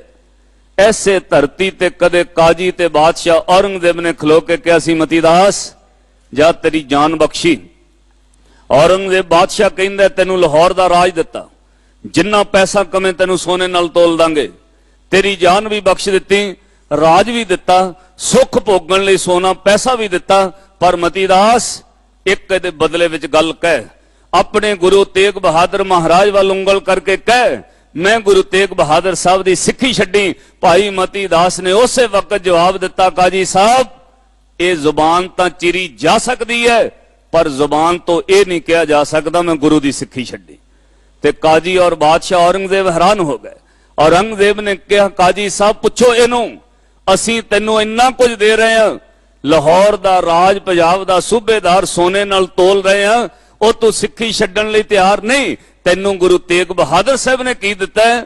ਤੇ ਜਦੋਂ ਪੁੱਛਿਆ 10 ਮਤੀਦਾਸ ਤੈਨੂੰ ਗੁਰੂ ਤੇਗ ਬਹਾਦਰ ਸਾਹਿਬ ਨੇ ਕੀ ਦਿੱਤਾ ਹੈ? ਭਾਈ ਮਤੀ ਦਾਸ ਸਾਹਿਬ ਨੇ ਜਵਾਬ ਦਿੱਤਾ, ਕਾਜੀ ਸਾਹਿਬ ਜੋ ਕੁਝ ਗੁਰੂ ਤੇਗ ਬਹਾਦਰ ਸਾਹਿਬ ਦੇ ਚਰਨਾਂ ਵਿੱਚ ਸੁੱਖ ਹੈ ਉਹ ਰਾਜ ਗੱਦੀਆਂ ਤੇ ਬਹਿ ਕੇ ਵੀ ਸੁੱਖ ਪ੍ਰਾਪਤ ਨਹੀਂ ਹੁੰਦਾ। ਜੋ ਸੁਖ ਪ੍ਰਭ ਗੋਬਿੰਦ ਕੀ ਸੇਵਾ ਸੋ ਸੁਖ ਰਾਜ ਨ ਲਹੀਐ। ਜਿਹੜਾ ਗੁਰੂ ਦੇ ਚਰਨਾਂ ਵਿੱਚ ਸੁੱਖ ਹੈ ਉਹ ਰਾਜ ਗੱਦੀ ਤੇ ਵੀ ਬਹਿ ਕੇ ਸੁੱਖ ਨਹੀਂ। ਹਮਰਾ ਧਨ ਮਾਧੋ ਗੋਬਿੰਦ ਧਰਣੀ ਧਰ, ਇਹ ਹੈ ਸਾਰ ਧਨ ਕਹੀਐ। ਜੋ ਸੁਖ ਪ੍ਰਭ ਗੋਬਿੰਦ ਕੀ ਸੇਵਾ ਸੋ ਸੁਖ ਰਾਜ ਨ ਲਹੀਐ। ਸਾਧ ਸੰਗਤ, ਅੱਜ ਜਿਸ ਪਾਤਸ਼ਾਹ ਦਾ ਪ੍ਰਕਾਸ਼ ਪੁਰਬ ਮਨਾ ਰਹੀ ਹੈ ਸਿੱਖ ਕੌਮ, ਸ਼੍ਰੀ ਗੁਰੂ ਅਮਰਦਾਸ ਮਹਾਰਾਜ ਪਾਤਸ਼ਾਹ ਜੀ ਦਾ ਪ੍ਰਕਾਸ਼ ਵਸਰਕੇ ਦੀ ਧਰਤੀ ਤੇ ਜ਼ਿਲ੍ਹਾ ਅੰਮ੍ਰਿਤਸਰ ਤੋਂ ਥੋੜੇ ਮੀਲ ਦੀ ਵਿੱਥ ਉੱਤੇ ਉਸ ਪਾਵਨ ਧਰਤੀ ਤੇ ਹੋਇਆ। ਇਤਿਹਾਸ ਸਿੱਖ ਤਵਾਰੀਖ ਕਹਿੰਦੀ ਹੈ, ਜ਼ਿੰਦਗੀ ਦੇ ਪਿਤਾ ਤੋਂ ਬਾਅਦ 20 ਸਾਲ ਗੰਗਾ ਦੀ ਯਾਤਰਾ ਇਸ਼ਨਾਨ ਜਾਂਦੇ ਰਹੇ, ਕੁੰਭ ਦੇ ਮੇਲੇ ਤੇ ਜਾਣਾ, ਸਾਧੂਆਂ ਦੀ ਸੇਵਾ ਕਰਨੀ। ਜ਼ਿੰਦਗੀ ਦੇ 20 ਸਾਲ ਗੁਜ਼ਰ ਗਏ। ਵੇਖੋ, ਮੈਂ ਪਹਿਲਾਂ ਵੀ ਬੇਨਤੀ ਕੀਤੀ, ਚੋਟ ਬੰਦੇ ਨੂੰ ਸੰਸਾਰ ਵੱਲੋਂ ਲੱਗੇ ਕਈ ਵਾਰ ਨਿਰੰਕਾਰ ਤੱਕ ਲੈ ਜਾਂਦੀ ਹੈ। ਚੋਟ ਤੋਂ ਬਗੈਰ ਮੰਜ਼ਿਲ ਵੱਲ ਨਹੀਂ ਤੁਰ ਸਕਦੇ। ਜ਼ਿੰਦਗੀ ਵਿੱਚ ਚੋਟ ਜ਼ਰੂਰੀ ਹੈ, ਦੁੱਖ ਜ਼ਰੂਰੀ ਹੈ। ਦੁੱਖ ਬੰਦੇ ਨੂੰ ਨਿਰੰਕਾਰ ਵੱਲ ਲੈ ਕੇ ਜਾਂਦਾ ਹੈ। ਜਿੱਦਣ ਚੋਟ ਵੱਜੀ, ਰਾਹ ਜਾਂਦਿਆਂ ਇੱਕ ਸੰਨਿਆਸੀ ਸਾਧੂ ਨੇ ਕਿਹਾ, ਅਮਰਦਾਸ ਬੜੀ ਸੇਵਾ ਕਰਨੇ, ਭਜਨ ਵੀ ਬੜੇ ਗਾਉਨੇ, ਦੱਸ ਗੁਰੂ ਕਿਹੜਾ ਧਾਰਨ ਕੀਤਾ? ਆਖਿਆ ਅਜੇ ਤੱਕ ਗੁਰੂ ਤੇ ਬਣਾਇਆ ਹੀ ਕੋਈ ਨਹੀਂ। ਕਹਿਣ ਲੱਗੇ ਗੁਰੂ ਨਹੀਂ ਧਾਰਨ ਕੀਤਾ? ਓਏ 62 ਵਰਿਆਂ ਦੀ ਬੁੱਢੀ ਉਮਰ ਹੋ ਗਈ ਹੈ, ਗੁਰੂ ਨਹੀਂ ਧਾਰਨ ਕੀਤਾ। ਇੰਨੇ ਦਿਨ ਮੈਂ ਨਿਗੁਰੇ ਬੰਦੇ ਦੇ ਨਾਲ ਰਿਹਾ, ਨਿਗੁਰੇ ਦੇ ਹੱਥੋਂ ਜਲ ਪਾਣੀ ਛਕਦਾ ਰਿਹਾ। ਅਮਰਦਾਸ ਮੈਨੂੰ ਇੰਜ ਲੱਗਦਾ ਜਿਵੇਂ ਨਿਗੁਰੇ ਦੇ ਹੱਥੋਂ ਭੋਜਨ ਕਰਕੇ ਮੇਰਾ ਜਪ ਤਾਂ ਭਜਨ ਸਭ ਕੁਝ ਖਤਮ ਹੋ ਗਿਆ ਹੋਵੇ। ਮਨ ਨੂੰ ਬੜੀ ਚੋਟ ਵੱਜੀ। ਉਹ ਮਨਾਂ ਨਿਗੁਰਾ ਇੰਨਾ ਮਾੜਾ ਹੈ। ਗੁਰੂ ਗ੍ਰੰਥ ਸਾਹਿਬ ਦੀ ਬਾਣੀ ਨੇ ਬਚਨ ਕਹਿੰਦੇ, ਨਿਗੁਰੇ ਕਾਹੇ ਨਾਉ ਬੁਰਾ, ਭੋਜਨ ਛਕਣਾ ਤੇ ਹੱਥੋਂ ਬਹੁਤ ਅੱਗੇ ਦੀ ਗੱਲ। ਨਾਮ ਵੀ ਨਿਗੁਰੇ ਦਾ ਕਈ ਵਾਰ ਬੰਦੇ ਨੂੰ ਨਖੇੜ ਦਿੰਦਾ ਹੈ। ਖੈਰ, ਜਦੋਂ ਇਹ ਚੋਟ ਵੱਜੀ, ਉਦਾਸ ਮਨ ਘਰ ਚਲਾ ਗਿਆ। ਸਾਰੀ ਰਾਤ ਉਹ ਸਾਧੂ ਦੀਆਂ ਗੱਲਾਂ ਅੰਦਰ ਵੱਜਦੀਆਂ ਰਹੀਆਂ, ਮਨ ਅੰਦਰੋਂ ਉਖੜਦਾ ਰਿਹਾ। ਦੇਖੋ, ਚੋਟ ਅੰਦਰੋਂ ਵੱਜੀ ਹੋਵੇ ਤੇ ਰੱਬ ਵੱਲ ਦੇ ਪਾਸੇ ਤੁਰਦਾ ਹੈ। ਉਹ ਚੋਟ ਨੇ ਸਾਰੀ ਰਾਤ ਨੀਂਦ ਨਾ ਆਉਣ ਦਿੱਤੀ। ਅੰਮ੍ਰਿਤ ਵੇਲੇ ਜਦੋਂ ਘਰੋਂ ਬਾਹਰ ਨਿਕਲੇ, ਸਰੀਰ ਭਾਰਾ ਤੇ ਸਿਰ ਭਾਰਾ, ਇੰਜ ਲੱਗੇ ਘਰ ਤੋਂ ਬਾਹਰ ਨਿਕਲ ਜਾ। ਆਪਣੇ ਘਰੋਂ ਬਾਹਰ ਨਿਕਲੇ, ਆਪਣੇ ਸਕੇ ਭਰਾ ਦੇ ਘਰ ਦੇ ਲਾਗਿਓਂ ਗੁਜ਼ਰੇ ਤੇ ਸਾਧ ਸੰਗਤ, ਸਕੇ ਭਰਾ ਦੀ ਨੌਂ ਧੰਨ ਗੁਰੂ ਅਮਰਦਾਸ ਮਹਾਰਾਜ ਸੱਚੇ ਪਾਤਸ਼ਾਹ ਜਦੋਂ ਉਸ ਘਰ ਦੇ ਲਾਗਿਓਂ ਗੁਜ਼ਰੇ ਤੇ ਉਹ ਬੀਬੀ ਦੀ ਰਸਨਾ ਤੋਂ ਦੁੱਧ ਦਹੀਂ ਰਿੜਕਦਿਆਂ ਇੱਕ ਆਵਾਜ਼ ਆ ਰਹੀ ਸੀ। ਉਹ ਪਿਆਰ ਵਿੱਚ ਗਾ ਰਹੇ ਸੀ, ਕਰਨੀ ਕਾਗਦ ਮਨ ਮਸਵਾਣੀ, ਬੁਰਾ ਭਲਾ ਦੋਏ ਲੇਖ ਪਏ, ਜਿਉਂ ਜਿਉਂ ਕਿਰਤ ਚਲਾਏ ਤਿਉਂ ਚੱਲੀਐ, ਤੋ ਗੁਣ ਨਾਹੀ ਅੰਤ ਹਰੇ। ਇੱਕ ਬੇਨਤੀ ਸਮਝਿਓ, ਇਹ ਮਾਰੂ ਰਾਗ ਦਾ ਸ਼ਬਦ ਹੈ, ਇਹ ਨਿਤਨੇਮ ਦਾ ਸ਼ਬਦ ਨਹੀਂ। ਅੰਮ੍ਰਿਤ ਵੇਲੇ ਕਰਤਾਰਪੁਰ ਸਾਹਿਬ ਗੁਰੂ ਨਾਨਕ ਸਾਹਿਬ ਨੇ ਮਰਿਆਦਾ ਬਣਾਤੀ ਸੀ ਕਿ ਅੰਮ੍ਰਿਤ ਵੇਲੇ ਜਾਪ ਉਚਾਰਾ, ਸੋਦਰ ਆਰਤੀ ਗਾਵੀ, ਅੰਮ੍ਰਿਤ ਵੇਲੇ ਜਾਪ ਉਚਾਰਾ। ਅੰਮ੍ਰਿਤ ਵੇਲੇ ਜਪਜੀ ਸਾਹਿਬ ਪੜਨ ਦਾ ਵਕਤ ਹੈ। ਫਿਰ ਬੀਬੀ ਅਮਰੋ ਇਹ ਸ਼ਬਦ ਮਾਰੂ ਰਾਗ ਦਾ ਪੜ ਰਹੀ ਸੀ। ਉਹਦਾ ਭਾਵ ਸਾਧ ਸੰਗਤ ਇੱਕੋ ਹੀ ਹੈ, ਸਾਨੂੰ ਸਮਝ ਲੈਣਾ ਚਾਹੀਦਾ ਹੈ। ਸਿੱਖਾ, ਗੁਰੂ ਦੇ ਦਿੱਤੇ ਨੇਮ ਤੋਂ ਬਾਅਦ ਜਿੰਨੀ ਬਾਣੀ, ਜਿਹੜਾ ਸ਼ਬਦ ਤੈਨੂੰ ਯਾਦ ਹੋਵੇ, ਬਿਨਾਂ ਵਹਿਮ ਭਰਮ ਤੋਂ ਸ਼ਬਦ ਦਾ ਜਾਪ ਕਰੀ ਜਾਈ। ਇੱਕ ਗੱਲ ਚੇਤੇ ਰੱਖਿਓ, ਬਾਣੀ ਅਸਰ ਸਰੀਰ ਤੇ ਵੀ ਪਾਉਂਦੀ ਹੈ। ਚੰਦਨ ਲੈ ਕੇ ਪੱਥਰ ਤੇ ਰਗੜੀ ਜਾਓ, ਕੁਝ ਵਕਤ ਬਾਅਦ ਉਸ ਪੱਥਰ ਵਿੱਚੋਂ ਵੀ ਚੰਦਨ ਦੀ ਖੁਸ਼ਬੂ ਆਉਣ ਲੱਗ ਜਾਏਗੀ। ਜੇ ਪੱਥਰ ਵਿੱਚੋਂ ਵੀ ਚੰਦਨ ਦੀ ਸੁਗੰਧ ਆਉਂਦੀ ਹੈ, ਚੰਦਨ ਰਗਣ ਕਰਕੇ ਹਰ ਰੋਜ਼ ਜਿਹੜੀ ਰਸਨਾ ਨਾਲ ਗੁਰੂ ਦੀ ਬਾਣੀ ਪੜ ਸਿੱਖਾਂ, ਤੇਰੀ ਰਸਨਾ ਵਿੱਚੋਂ ਵੀ, ਸਰੀਰ ਵਿੱਚੋਂ ਵੀ ਉਹਦੀ ਮਹਿਕ ਆਏਗੀ। ਸਾਧ ਸੰਗਤ, ਉਹ ਬਾਣੀ ਦਾ ਸ਼ਬਦ, ਮਾਰੂ ਰਾਗ ਦਾ ਸ਼ਬਦ ਇੱਥੋਂ ਹੋਰ ਸਮਝਣਾ ਚਾਹੀਦਾ ਹੈ। ਜਿਹੜਾ ਲੋਕਾਂ ਨੂੰ ਭੁਲੇਖਾ ਅੱਜ ਵੀ ਆਪਾਂ ਜਾਣ ਬੁੱਝ ਕੇ ਪਾਉਨੇ ਜੀ, ਆਹ ਬਾਣੀਆਂ ਦਾ ਨੇਮ ਹੈ, ਆ ਇਸ ਵਕਤ ਪੜਨੀ, ਇਸ ਵਕਤ। ਨਿਤਨੇਮ ਤੋਂ ਇਲਾਵਾ ਦੱਸੀ ਹੋਈ ਮਰਿਆਦਾ ਤੋਂ ਬਾਅਦ ਪ੍ਰੇਮ ਵਿੱਚ ਜਿਹੜਾ ਮਰਜੀ ਸ਼ਬਦ ਪੜ, ਉਹ ਗੁਰੂ ਨੂੰ ਚੰਗਾ ਲੱਗਦਾ ਹੈ। ਜਿਹੜਾ ਤੈਨੂੰ 5 ਬਾਣੀਆਂ ਦਾ ਨੇਮ ਦਿੱਤਾ ਹੈ, ਉਸ ਤੋਂ ਬਾਅਦ ਜੋ ਤੈਨੂੰ ਚਿੱਤ ਵਿੱਚ ਆਵੇ ਗੁਰੂ ਦੀ ਬਾਣੀ ਪੜੀ। ਇਹ ਭੁਲੇਖਾ ਨਾ ਕਰੀ, ਆ ਕਿਹੜੇ ਵੇਲੇ ਪੜਨਾ, ਆ ਕਿਹੜੇ ਵੇਲੇ ਪੜਨਾ। ਅਸੀਂ ਵੇਲਿਆਂ ਵਿੱਚ ਤੇ ਰੌਲਿਆਂ ਵਿੱਚ ਪੈ ਗਏ। ਆ ਕਿੱਥੋਂ ਤੱਕ ਪੜਨਾ, ਬਸ ਇੱਥੋਂ ਤੱਕ ਸੀਮਤ ਰਹਿ ਗਏ। ਇੱਥੋਂ ਹੀ ਸਿੱਖ ਲਿਓ, ਮਾਰੂ ਰਾਗ ਦਾ ਸ਼ਬਦ ਅੰਮ੍ਰਿਤ ਵੇਲੇ ਪੜਿਆ ਜਾ ਰਿਹਾ। ਕਰਨੀ ਕਾਗਦ ਮਨ ਮਸਬਾਣੀ, ਬੁਰਾ ਭਲਾ ਦੋਏ ਲੇਖ ਪਏ, ਜਿਉਂ ਜਿਉਂ ਕਿਰਤ ਚਲਾਏ ਤਿਉਂ ਚੱਲੀਏ, ਤੋ ਗੁਣ ਨਾਹੀ ਅੰਤ ਹਰੇ। ਇਹਦੇ ਵਿੱਚ ਇੱਕ ਪੰਕਤੀ ਆਈ, ਕਾਇਆ ਆਰਨ ਮਨ ਵਿੱਚ ਲੋਹਾ, ਪੰਚ ਅਗਨ ਤਿਤ ਲਾਗ ਰਹੀ, ਕੋਇਲੇ ਪਾਪ ਪੜੇ ਤੇ ਸੁਪਰ ਮਨ ਜਲਿਆ, ਸੰਨੀ ਚਿੰਤ ਭਈ, ਭਇਆ ਮਨੂਰ ਕੰਚਨ ਫਿਰ ਹੋਵੇ, ਜੇ ਗੁਰ ਮਿਲੇ ਤਨੇਹਾ, ਇੱਕ ਨਾਮ ਅੰਮ੍ਰਿਤ ਤੋਂ ਦੇਵੇ ਤੋ ਨਾਨਕ ਤ੍ਰਿਸ਼ਟ ਦੇਹਾ। ਜਦੋਂ ਇੰਨੀ ਗੱਲ ਸੁਣੀ शब्द बंद हो गया ते घर दा बूहा खड़का के अंदर चले गए। मन भर के विराग आ गया, बेटा ये किसदा शब्द सी? धन गुरु नानक साहब जी दा। बेटा अर्थ की ने? जदों इन्ने शब्द दे अर्थ दसे, शरीर एक आयरन दी ओ भट्ठी है, मन ओदे विच लोहे रूप में सड़ रहा है। जदों एक पासा सड़दा, लोहार जिवें सन्नी नाल ओदा पासा बदलदा है, चिंता नाल बंदा दूजा पासा बदलदा है, ओ भी फिर सड़ जांदा है। मन चिंतावां में सड़ रहा है, शरीर अग दी ओ भट्ठी है। ते आख्या ओदे उत्ते कोले पाप पैंदे ने, पिछला कीता होया पाप बंदे दे अंदर विकारां दी अग पुखांदा रहिंदा है। ਉਹ ਕੋਲਾ ਇੱਕ ਇਦਾਂ ਦੀ ਚੀਜ਼ ਹੈ ਜਿਹੜਾ ਸੜਿਆ ਹੋਇਆ ਵੀ ਦੁਬਾਰਾ ਸੜਨ ਲੱਗ ਪੈਂਦਾ, ਉਹਨੂੰ ਅੱਗ ਤੇ ਰੱਖੋ ਫਿਰ ਸੜ ਜਾਏਗਾ। ਉੱਥੇ ਜਦੋਂ ਅਰਥ ਦੱਸੇ ਤੇ ਮਨ ਭਰ ਆਇਆ, ਇਹ ਤੇ ਮੇਰੀ ਹਾਲਤ ਹੈ। 62 ਸਾਲਾਂ ਦੇ ਕੀਤੇ ਕਰਮ ਮੈਨੂੰ ਅੰਦਰੋਂ ਉਧਰ ਤੁਰਨ ਨਹੀਂ ਦਿੰਦੇ, ਸਭ ਕੁਝ ਅੰਦਰ ਚੇਤੇ ਆ ਗਿਆ। ਤੇ ਫਿਰ ਆਖਰੀ ਪੰਕਤੀ ਕਹੀ, ਪਿਤਾ ਜੀ ਵਿਰਾਗ ਨਾ ਕਰੋ, ਆ ਕੁਝ ਵੀ ਗੁਰੂ ਨੇ ਲਿਖਿਆ, ਭਇਆ ਮਨੂਰ ਕੰਚਨ ਜੇ ਹੋਵੇ, ਜੇ ਗੁਰ ਮਿਲੇ ਤਨੇਹਾ, एक नाम अमृत तो देवे तो नानक त्रिष्टस देहा। साध संगत इन्नी गल सुन के क्या, बेटा मैनू अपने गुरु पिता को ले जाओ। साध संगत सिख तवादीक कहती है, गुरु अमरदास सब को जानते सन कि गुरु नानक साहब की गद्दी उत्ते गुरु अंगद साहब महाराज विराजमान ने। खडूर साहब चले गए, दूर खलो के कहा, बेटा मैनू गुरु अंगद साहब महाराज तो आग्ञा लेके दो, मैं भी दर्शन करने। जदों बीबी अमरों नू महाराज ने वेख्या, उठ के कहा, धीए तू किवें आई है? आख्या मैं कली नहीं, अज मेरे नाल मेरे पत्योरा साहब बाबा अमरदास आए ने। गुरु अंगद दे महाराज भाई संतोख सिंह लिखदे, चिट्टी चादर महाराज ने तन ते ओढ़ी होई सी, तखत उठ खड़े, चादर विचों बाहां बाहर कड्डियां, तुर के बाबे अमरदास वाल आए। जदों बाहां इस तरह अगे करके कहा, कुड़म है, सीने ला के मिलांगे। सामने ओ खलोते 62 वरियां दी उमर बाबा अमरदास, बस एकदम हाथ जोड़ के चरनी टैपे, विराग अखां चों फुट के बह तुरिया। साध संगत मिलनी बड़ी प्यार वाली सी, पातशाह ने बाहों तो फड़ के उठाया। उमर वेख्यो 25 साल वड्डे ने बाबा अमरदास गुरु अंगद साहब महाराज तो। 1479 का प्रकाश है गुरु अमरदास महाराज का, और 1504 का गुरु अंगद साहब महाराज का। 25 साल की उम्र वड्डे ने, पर इत्थे गल उमरां वड्डियां छोटियां दी नहीं। चरना में टैपे बाहां तो चुक के सामने कीता, बाबा अमरदास तुसीं कुड़म हो। कुड़म पैरां विच मत्थे नहीं टेकदे। विराग विच रो के कहा, पातशाह जिदन कुड़म बन के आया सी उदन मिलनी भी कीती है, अज कुड़म बन के नहीं, अज मनूर बन के आया है। तुसीं पारस दी न्याई हो, मैनू मनूर नू कंचन कर दिओ। पातशाह ने सेवा दिती, तुसीं जाणदे हो। साध संगत 12 बरे ओ सेवा गुजार होई, परत के फिर सचमुचे कुछ होया, भया मनूर कंचन जे होवे, जे गुर मिले तनेहा, एक नाम अमृत तो देवे तो नानक त्रिष्टस देहा। जेनू कदे लोग मेहना मार के कहंदे सी, अमरदास तेरे हथों जल छकिया, ओए मेरा जप दा भंग हो गया। अज गुरु अमरदास 12 सालां विच ओ कुंदन बन गए सेवा विच। साध संगत फिर दुनिया दे लोग कहन लग पे, आसमान चों डिगदियां किणियां गिणियां नहीं जा सकदियां, समुंदर दियां लहरां नहीं गिणियां जा सकदियां, नदी दी तरंग नहीं गिणी जा सकदी। पर जे कोई बहुत ध्यान ला के वेखे, वो भी शिव वर्गा दुर्द ध्यान हो सकदा है। कोई गिण ले समुंदर दियां लहरां, हो सकदा है बसंत दे खिड़े फुल गिण ले, हो सकदा है वारश दियां किणियां गिणियां जाण।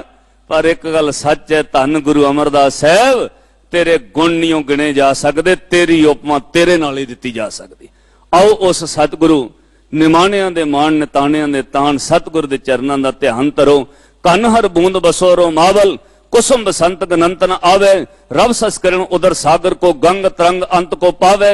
रुद्र ध्यान ज्ञान सतगुर के, कब जन भल उन्हें जो गावे। भले अमरदास गुण तेरे, तेरी उपमा तोहे बनावे। कहो प्यार विच, तेरी उपमा तोहे बन आवे, तेरी उपमा तोहे बन आवे, तेरी उपमा तोहे, तेरी उपमा तोहे बन।